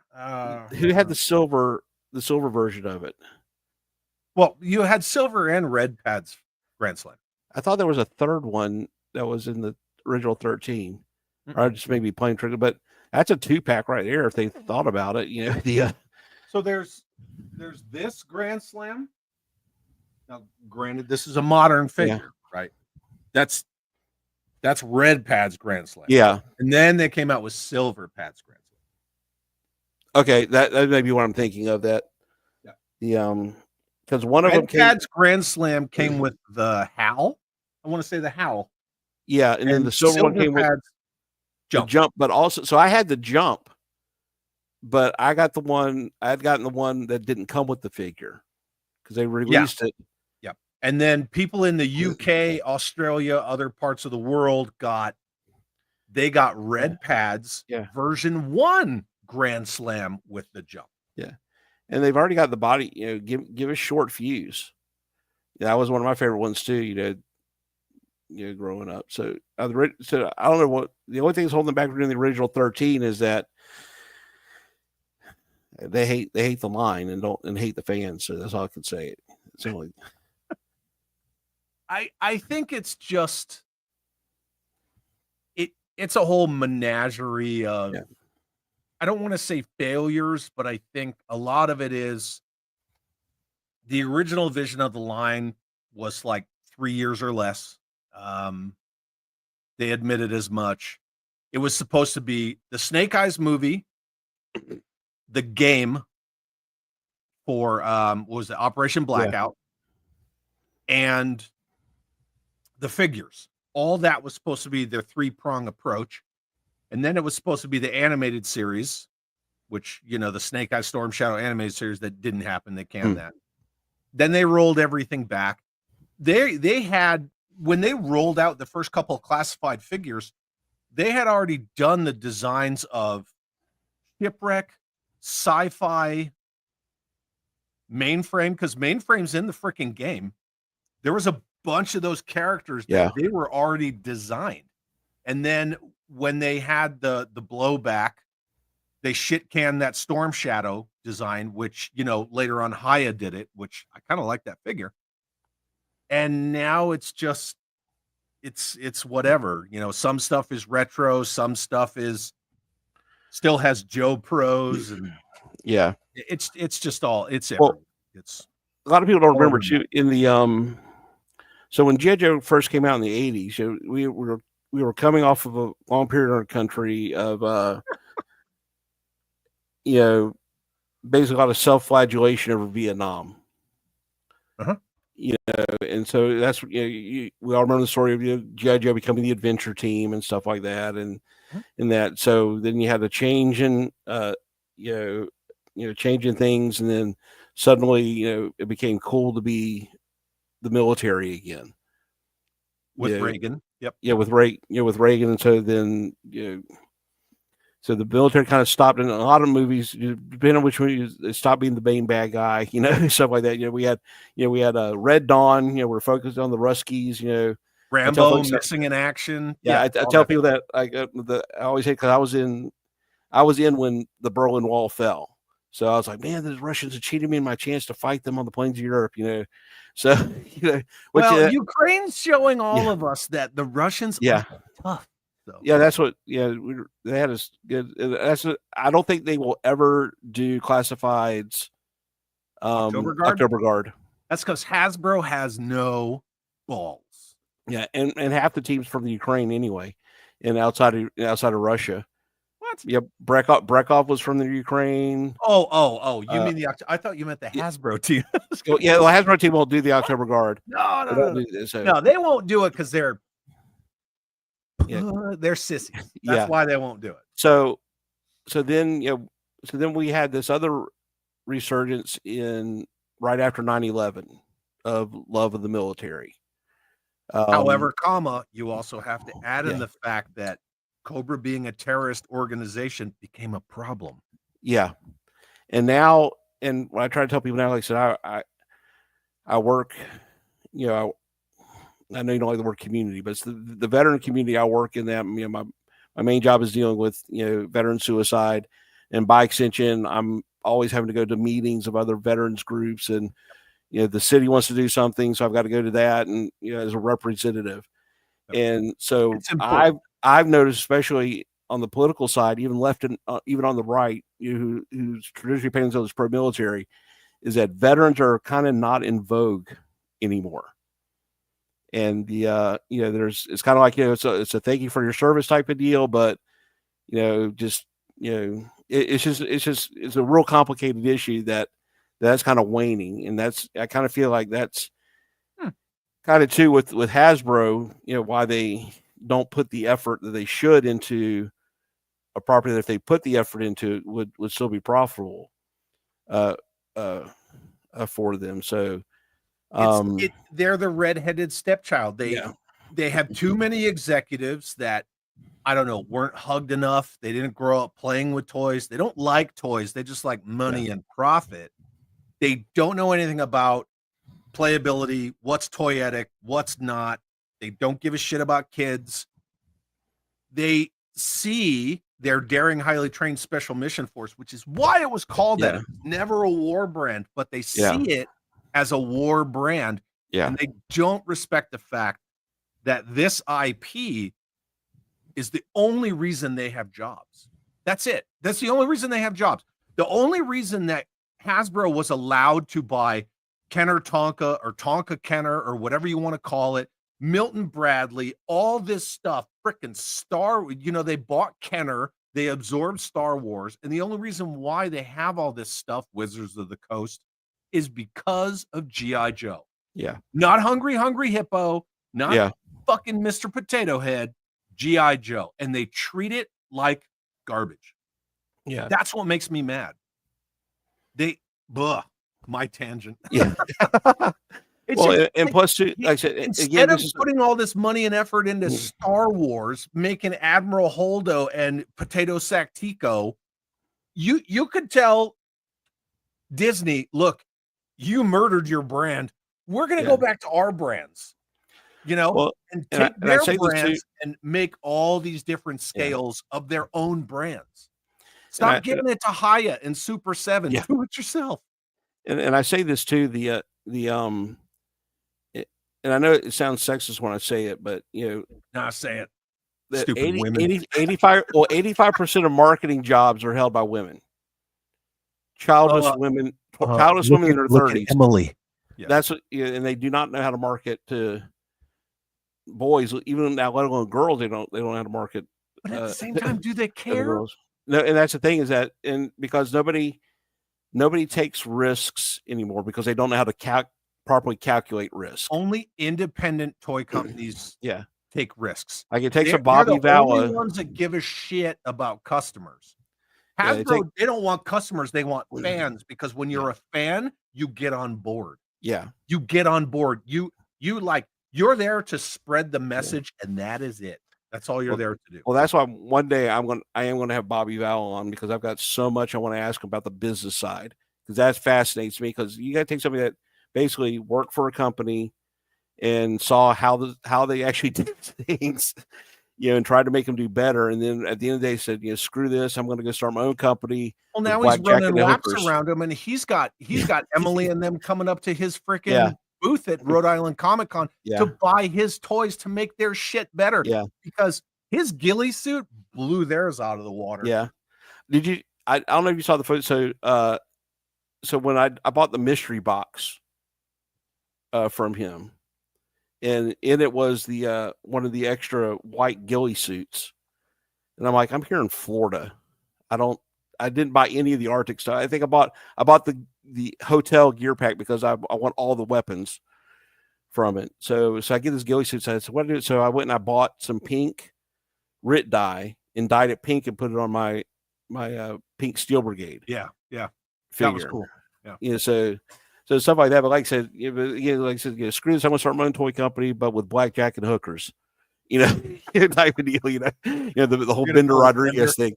Yeah. So, and it takes a lot of balls to do that, and a lot of risk. And it's something that he had to go learn skill sets I'm sure he didn't have when he was invited to leave Hasbro.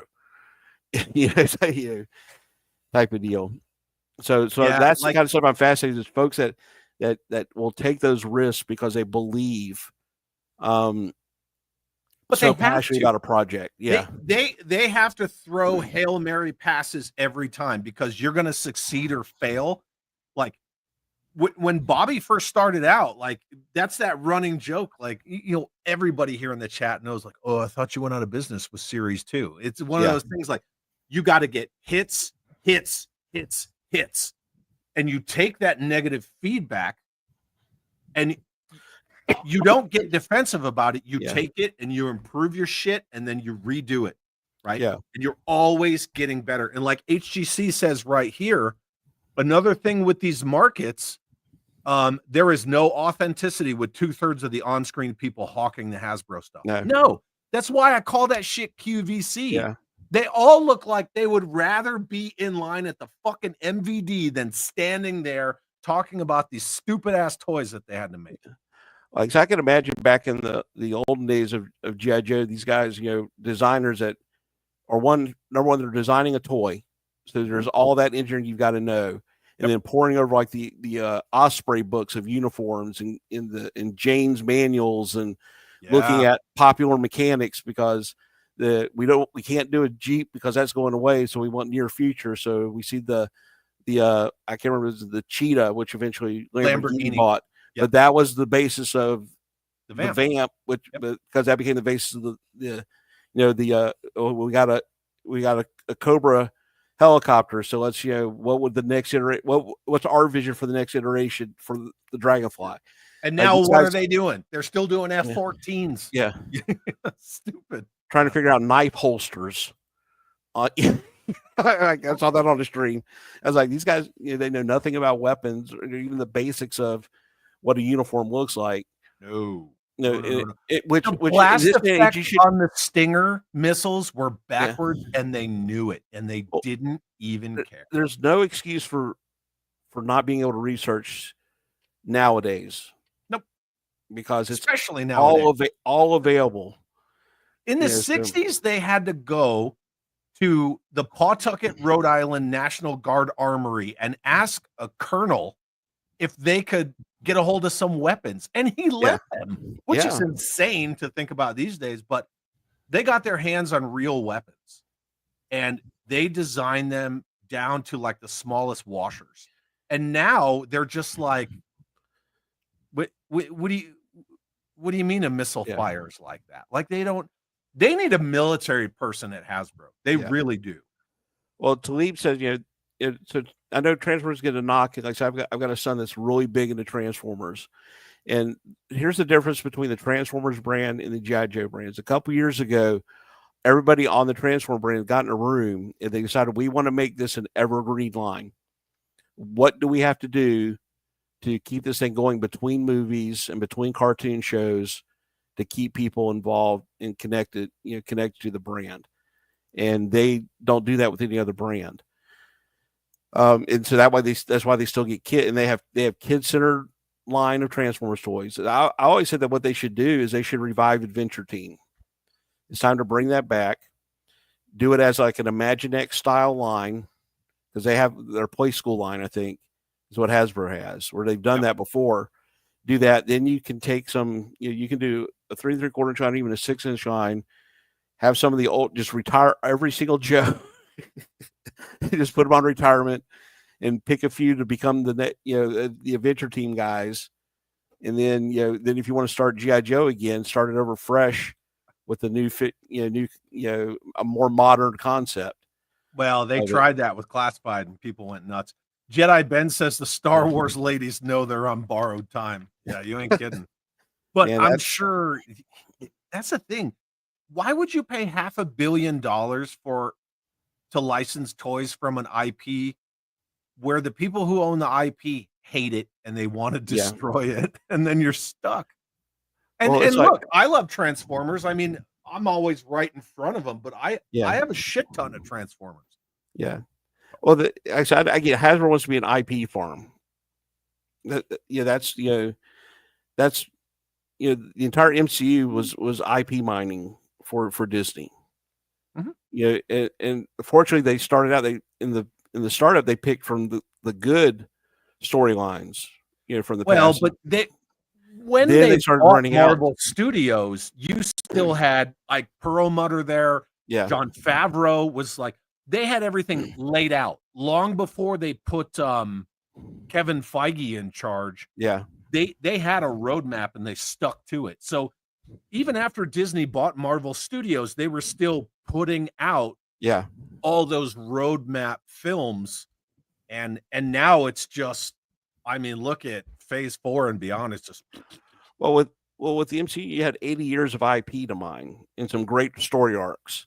And that's what they started out with. Then at some point they just, and it was around the Captain Marvel for everybody, which I didn't care. I didn't hate the movie. It was an okay movie. It was not the hype movie, but they started pulling from the more modern storylines, which were not good. Well, it's okay to integrate some stuff from like the Ultimates, because that's where you get Sam Jackson's Nick Fury. and he's cool. He's totally cool.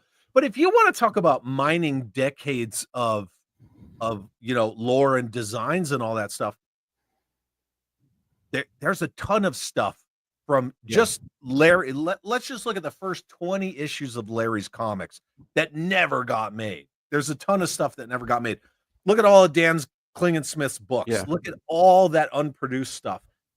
They have so much stuff that Hasbro could mine for Joe, but it's just another Snake Eyes. So now I will say something too. And I know this is probably sacrilegious. So for me, the first 155 issues of Unreal American Hero are it's near perfect for a run that kept everything together with very little continuity errors. Yep. When you're having and also trying to integrate stuff that you're getting shoved at you, that you have to put this toy in, you have to put this vehicle in. So there was some crazy stuff that happened during that run. I didn't collect any of the IDW run. I have some. Yeah. I like the Devil's Due run. I thought that was a nice pickup, and then, but then I didn't get any of the IDW run, and then this new the Skybound when they got the Real American Hero, starting with 301. Mm-hmm. I was like, well, let me step in. So I wonder, can I pick this up, and what's it going to be like missing? The middle of everything. Like I just was on, and it was like stepping back into those old shoes. And then now, as it's gone on for about 15 issues or so into it, I see now what's happening is basically Howman's just repeating himself. Yeah, a little bit. It's just the characters are different, the settings are different, but it's still Cobra in the middle of a civil war with each other. Now it's just with zombies. But once we got into like Cobra running casinos and Serpentor Khan and those Snake Eyes died, spoiler alert, with the original Serpentor, spoiler alert, but now Kamakura's Snake Eyes, and I don't know, Cobra running casinos. I was like, I just don't know, man. I don't know. And Energon is good. It is good. And I've always been that dude that said, I like Transformers with my Joe. I like Joe with my Transformers. I'm a fan. I've always been a fan of that. See, with Energon, what that is that it's people that love the original stuff, but knew some things had to change. And instead of rehashing what's come before, they've taken all those familiar beats, especially spinning in Cobra Law. Yeah, when I heard that they were putting Cobra Law in there, I was like, "Oh, don't do that." And then I read Cobra Commander #1. I was like, "Okay, all right." I mean, Scarlet sucked. I mean, I can't. Yeah, that's the general consensus. I have Scarlet 1 and 2, and I'm like, to me, that was the writer for Scarlet went in and thought they were going to do one thing, and they gave her something she doesn't get a lot as an editor that says, no, you've got this entire universe you have to fit into. Zakanan says, Snake Eyes Serpentor dead, throws all comics he hasn't read. But out the gate, I even like the Void Rivals. I started reading that. I like it because that's the glue that holds the entire Energon universe together. Yep. But then this transfer started with the Decepticons just being violent, just like crazy, stomping on people, and then the Autobots on the ropes, suffering and stuff like that. So it's like this is a great set. So the G.I. Joe one is kind of started off slow, but it started off slow, but it started off with a lot of action, but the storyline's been slow. But they spent 4 other comics world building what G.I. Joe is like. Like I love the Destro. He's always my #1 favorite villain of all time. And Hammond's now got him throwing in weird Scottish phrases in his speech patterns now. Well, the Dixon run was doing that too, where they were writing dialogue in English, but they were writing in Scottish accents. Yeah. So like I'm reading the dialogue and I was like, I don't even know what they're saying to each other. Yeah. So it did get a little weird. Yeah, Talib says Starscream is a ruthless son of a bitch, and I love it. And I like Chuck Dixon too. I liked his work on the old Team 7 books for Image. The 'cause he could write- Dixon run that Jeremy Jernigan and I were reading on Joe's Talking Joe, I love it. I think that you could have made that a really good freaking movie. there was a comic book he did for Devil's Due when they were launching their, when they knew they were, because Devil's Due started, it was all licensed heavy stuff. Mhm. And then they realized, well, we got to come up with our own stuff, you know, and so they came up with that Aftermath universe, and they had that one character, Infantry, and it only lasted for like 4 issues, because then the whole thing like class. But Joe Casey, that was an interesting, if you ever pick that up, that was a very interesting, that's one character that deserves a figure too. So so we're coming up, like I said, I don't want to, you know, we're about at the 2-hour mark. I do appreciate you. I do appreciate you doing this. I enjoyed this. Once something I always wanted to do. I like to, you know, I don't have the history that a lot of folks have. As you know, and conventions are kind of hard to get to because they put them so far away now. That's a lot of expense. You start to a go to, comment. so. Huh? Did Oh you yeah, I did start start. a comment? Yeah, that was yeah, Jeff W asked a long time ago, Head Canon, are you going to DFW Joe show? Lots of us chat D-Bros would be there. I would love to go there, but it's a weird time of year for me, and the expense of going out the going out there is a lot to do. So Dallas from Jacksonville? oh, you got to spend a hotel room, and you got to get a flight, and like I Or said, drive. it will drive it. So I put wear and tear on my vehicle. I only have one vehicle. And like I said, both my wife and I work for nonprofits, so every, you know, so we're very cost conscious. I might try to see about doing. I know a lot of people aren't going to be there for that. Is what's the one in Augusta they do? Oh, Joe Fest? Yeah, because that's like a 4-hour drive for me from up in Jacksonville. So, I cannot do Joe Fest anymore. yeah, I One, heard some well, issues with that too. there's a couple of reasons. One, Greg and DFW, all the people that put on the DFW Joe show, they're very much about quality over quantity. Yeah. And I like that approach more. They like, you know, the designers and the history and all those people who built these lines, and they go from Adventure Team to now. You know, all these designers and creators who are still alive, they get them all together and they do great panels. Yeah. They share stories. They're accessible. They did like this massive meet and greet where they all just come into the room, and like, it's phenomenal. And Greg's all about like giving back to the people who made Joe good. And that's kind of more what I'm about. Yeah. And you have the thing where, okay, so you talked about getting to Dallas and all that stuff. So I'm in Albuquerque, New Mexico. I will not fly.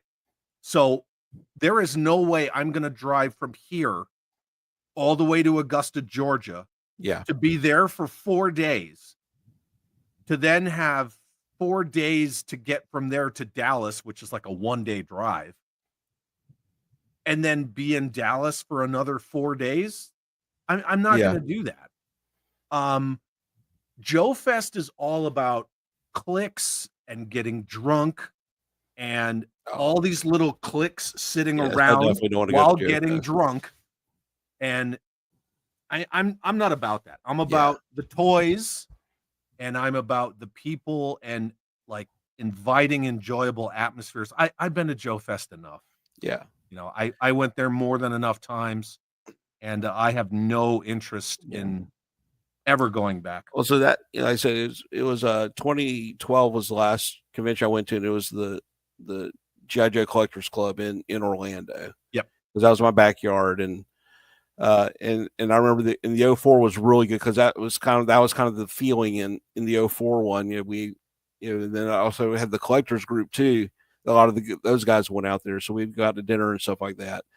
So, you know, so it'd be one of the things I would love to go to DFW. It's just, you know, maybe next year, but this year's, you know, the expense of everything. You know, that's all like discretionary, disposable stuff. Yeah. Like life is always first. Yeah. Always. Yeah. But that's kind of what I like too. Is I love it's like so that's why I love. I guess that's why so I noticed lately that most of my screen time now is going from one YouTube. And I've got like a spreadsheet that shows all the ones I watch and stuff like that. So I watch my friends on YouTube. I don't. And the interactivity of the waited chat so too. long for this second season of Squid Game. I can't even get through like 3 episodes because I'm always watching YouTube. Always. And it's portable. I watch it in the car. I listen to I missed Yojo Jerk's live stream tonight. So I'm sure when I get in the shower, I'll put it on and I'll set it up in the window and I'll listen to it as I shower. I listen to people's streams or videos in the car, at work, while I'm driving, whatever, all the time. Yeah. And I know I've been trying to pay attention to the chat, and it's a skill I'm going to have to learn the more I do this. Yeah. And that's all it is. And everything that goes on the chat. I love the stuff that goes on in the chat, too, while all this is going on. And I guess that's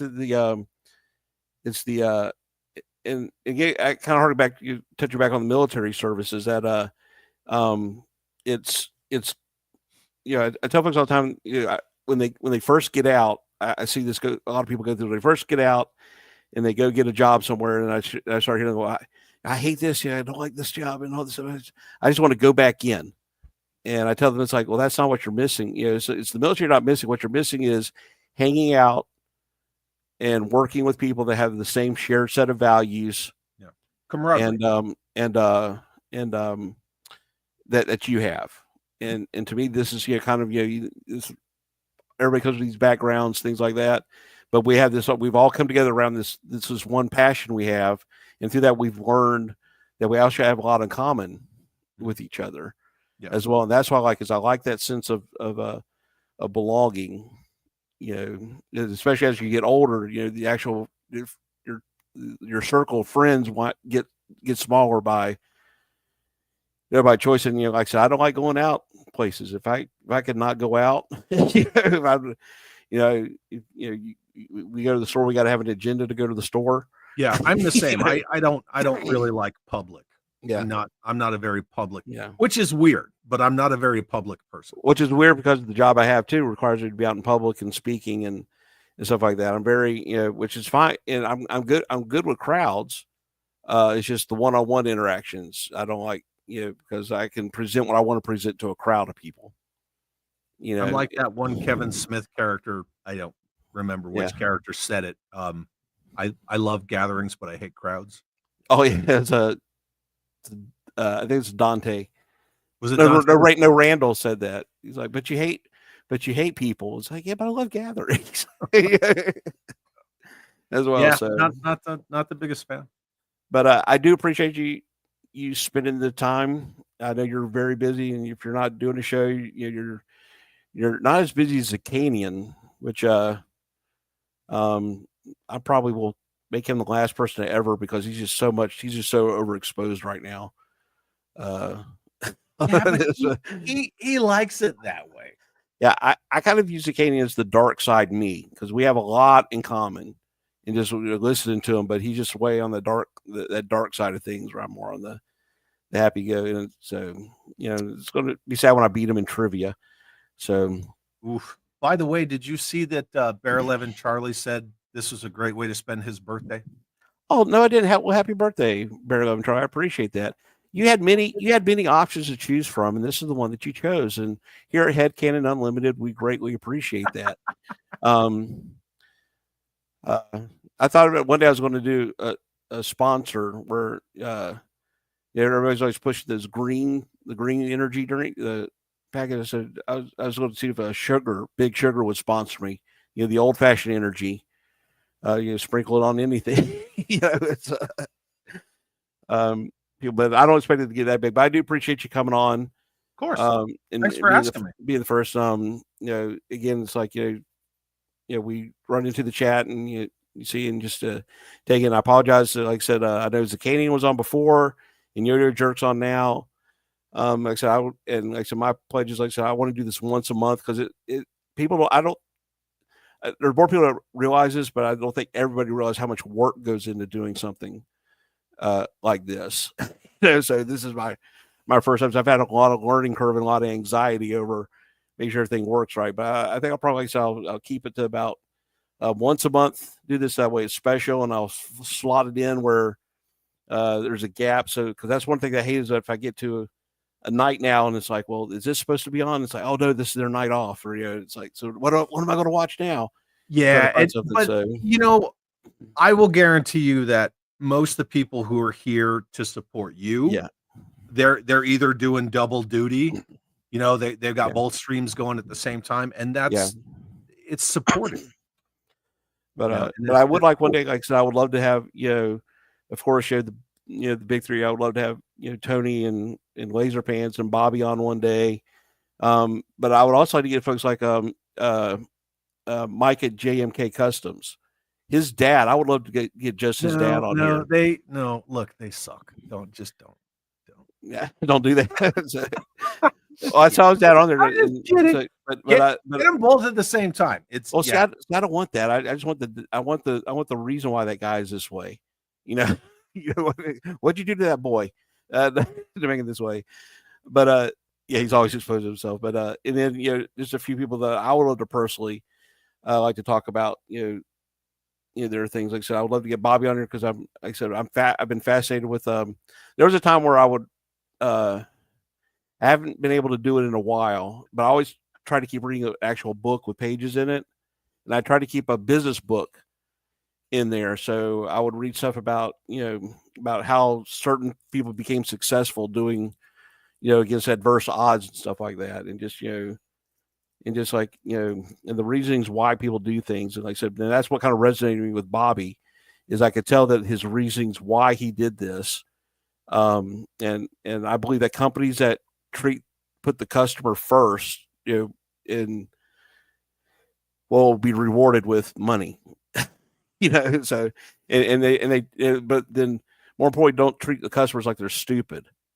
Yeah, which that's what you get from Hasbro with him. It's like he understands that even though like I said, customers not always right, but he takes good care of his customers. Yeah, the basest way to look at it is Bobby fills orders that people want. Yeah. Hasbro says, we're going to make this much and they're going to sell out. Yeah. They must realize, but they just leave money on the table. When you make an army builder and you make it an Amazon exclusive and you say only make them like, 5,000, that's absurd. Absurd. The whole reason that they were selling 1 million snow serpents in the 80s is because they were pumping them out and people wanted them. You got one company that's independent over here and they keep their stuff on pre-order for a long period of time. And then you have another company over here and they're like, we put them on pre-order, but we only put like 1,000 on pre-order and they sold out in 2 minutes and we don't give a shit. Yeah. It's complete night and day. Yeah. That's what it goes against everything I was taught growing up about how companies are supposed to be successful and how they make money. And the idea is this idea that somehow losing money is a good thing sometimes with companies is just kind of wait till they move to Boston. Wait till that shit show happens. I'm laughing at the chat because we're all talking shit. So that's fine. Yeah, like I said, I will get better at the chat. And I can kind of see why people tend to do a lot of reading of super chats when they're available because it's kind of like it forces you to pay attention. It's also why I'm generally like 40 some odd minutes behind because I read everything. But I've been in the chat too, so I know the chat will take care of itself. That's the excuse me. That's the brilliancy of the chats. We'll entertain ourselves. Oh yeah, Unless you what moderate. They're doing. I said that thing about Mikey and John, obviously just talking shit because they're two of my favorite people in the world. Yeah. And now everybody's saying like, all this beef and blah blah. Oh, blah. again, so one of these things is this is one of the reasons why I wanted to talk to you and why I wanted really to have you as my first host is authenticity shows. That's like so all the folks I watch, they're authentic people. and Oh, they're entertaining. Like, I know that if I ran into Abby in public somewhere from Figure Fight Club, and he would give me the shirt off his back if I needed, if he didn't know, even if he didn't know who I was, because that's just, I could see that persona come out of him on the streams, that he's a genuinely nice person. I appreciate and a few other stuff too. So I appreciate the fact that I can surround myself with people that collect stuff that I have no interest in. Yeah. Really like stuff that I have no interest in, and vice versa. And we can be friends and everything can be cool. I don't know anyone that comes into chats on any of the streams, on any of the channels that we all frequent, where everyone has to be lockstep with one another, where it has to be an echo chamber, where if you don't like this figure or this character, like you're out, I can sit with somebody and say, yeah, man, I freaking hate Tim Burton's Batman. Yeah. And people don't, they don't ostracize me for it. And that's usually something you don't really see outside of the military. Where I said that's where I used to tell, and I tell folks all the time, in the military you have every stripe of society. Yep. We in the night, like I said, we would sit there and would have like screaming political arguments, and then it would be, okay, we got to go fix this thing. So you and the guy you're arguing with will just grab your tools and you'll go out there and you'll work together and you get it done, and you're not sabotaging, each other's work, and then we'd go have a beer, so it was that kind of, that you could have opinions and didn't like it. And then so, and I will say that with this group of folks that I was very fortunate to stumble into, because I've seen other places here on the YouTube, whereas if you don't like this personality, or you say something negative, or you don't like, then there's copyright striking you, and who does that? Nobody does that. because that if they met you in an alley somewhere, they would, they'd fold like a, I always told it's always strange that a lot of people will.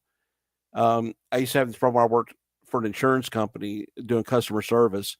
Is that some of the agents would call up and just really just rip into you, and I had to hang up the phone one day and go tell my boss, I know for a fact, so I'll be back. I got to drive to Miami. He's like, don't do it. And I was like, because I know that if he was sitting across from me where I could get my hands on him, he wouldn't be talking to me that way.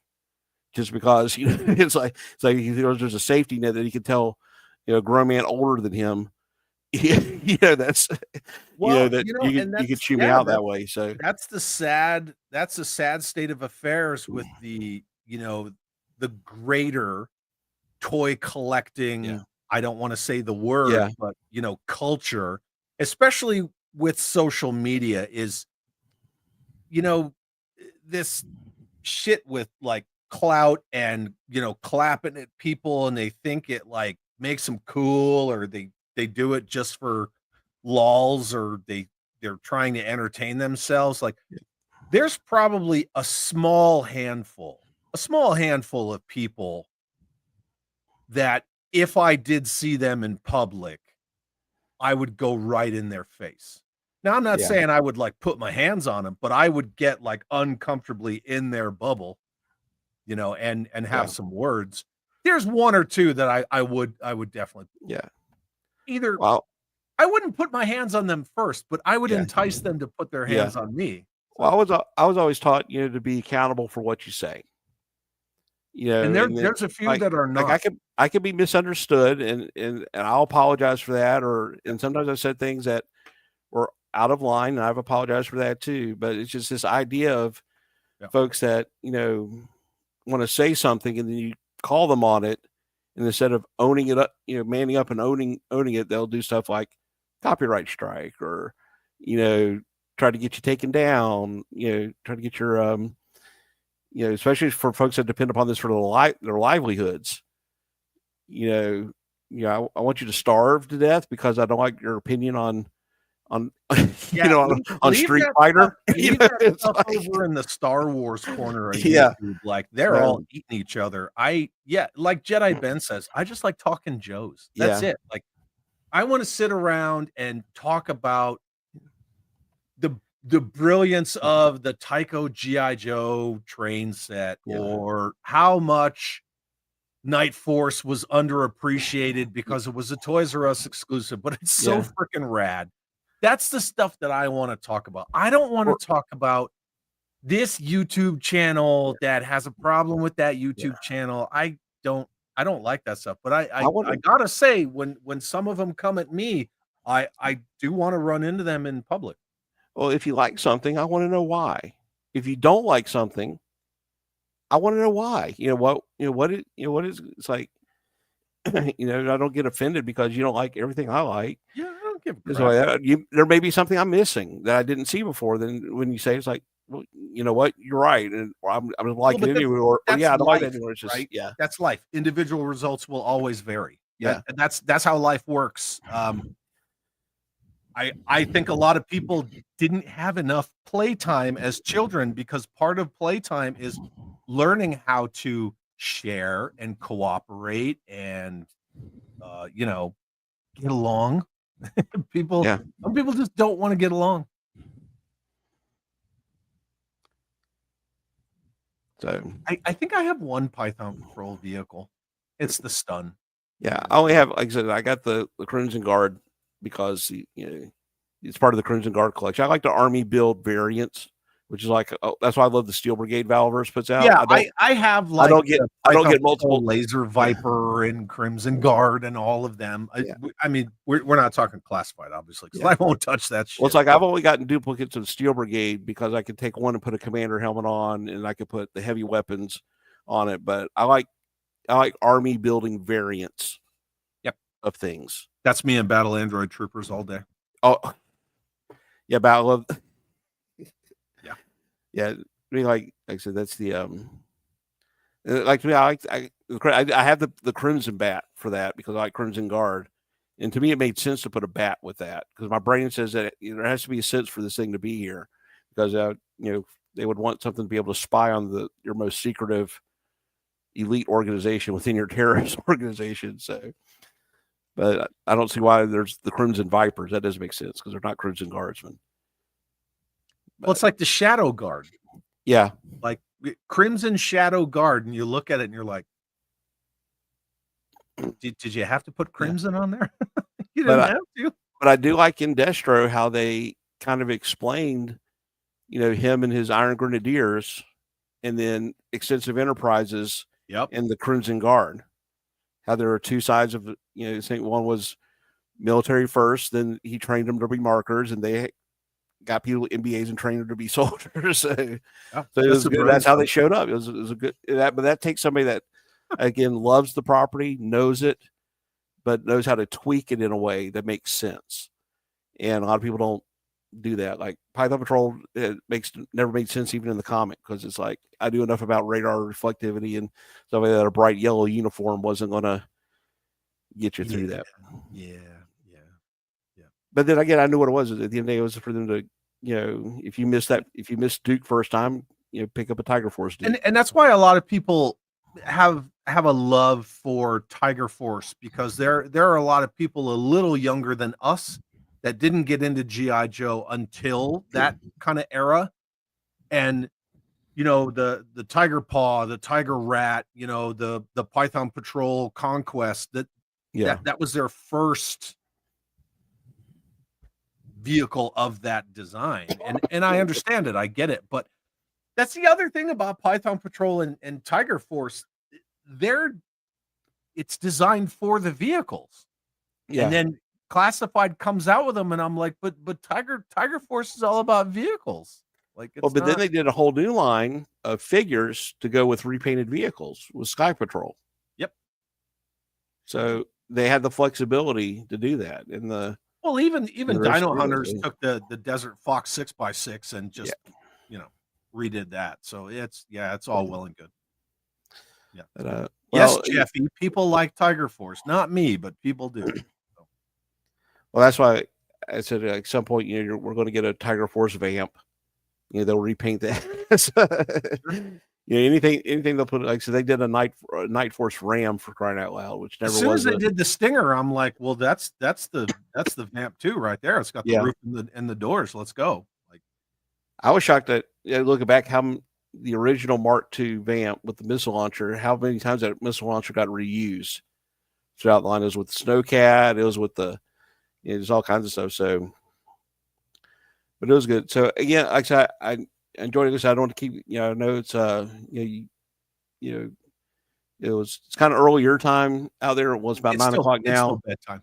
But it's still, you took up your evening. I appreciate the man for letting you take that, spend that time here with me and us today, and everybody that was on. I do greatly appreciate it, and I'll be seeing everybody around all in the chats, and I'll just stay tuned, guys. Do the YouTube things, like, subscribe, write letters to Congress, then again, like, I'll make an announcement when I'm going to do the next one, and sometime in February. I'll try to figure out a guest. But you get to be first. So unfortunately, whoever comes next gets to be next. You can't all be first, but you can always be next.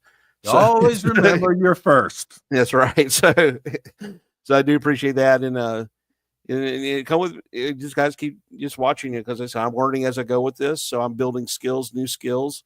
So hopefully that will improve. And you did great.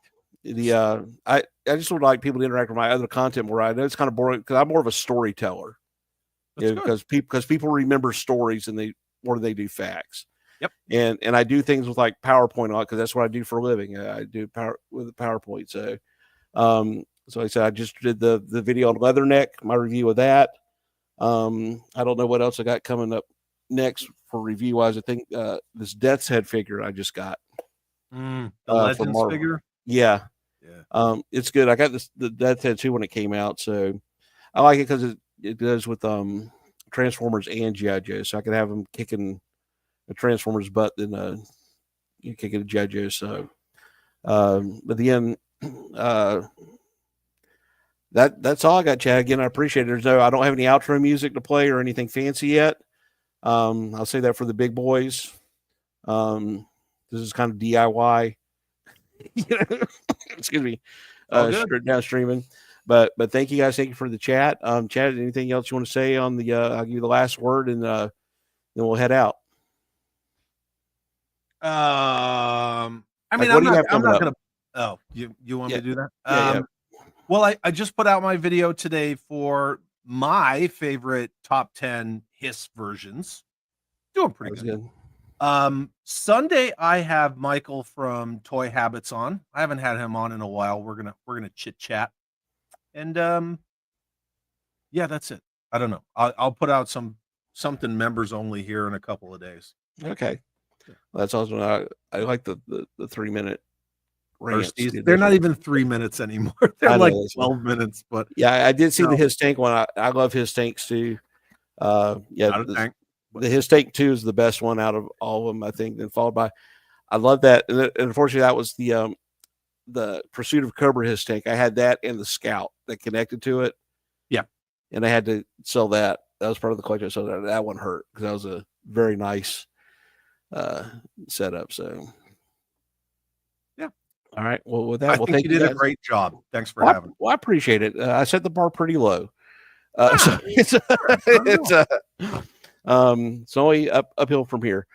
So again, guys, thank you all. I'll be seeing y'all around. Like I said, I'll be in the chats, I guess, tomorrow night. Maybe I'll see if I can jump on the open mic with the Figure Fight Club. You should. And then so I'll just be around. So if anybody needs anything, hit me up. So thank you. With that, I'm going to hit this button that says end stream, and y'all have a good night.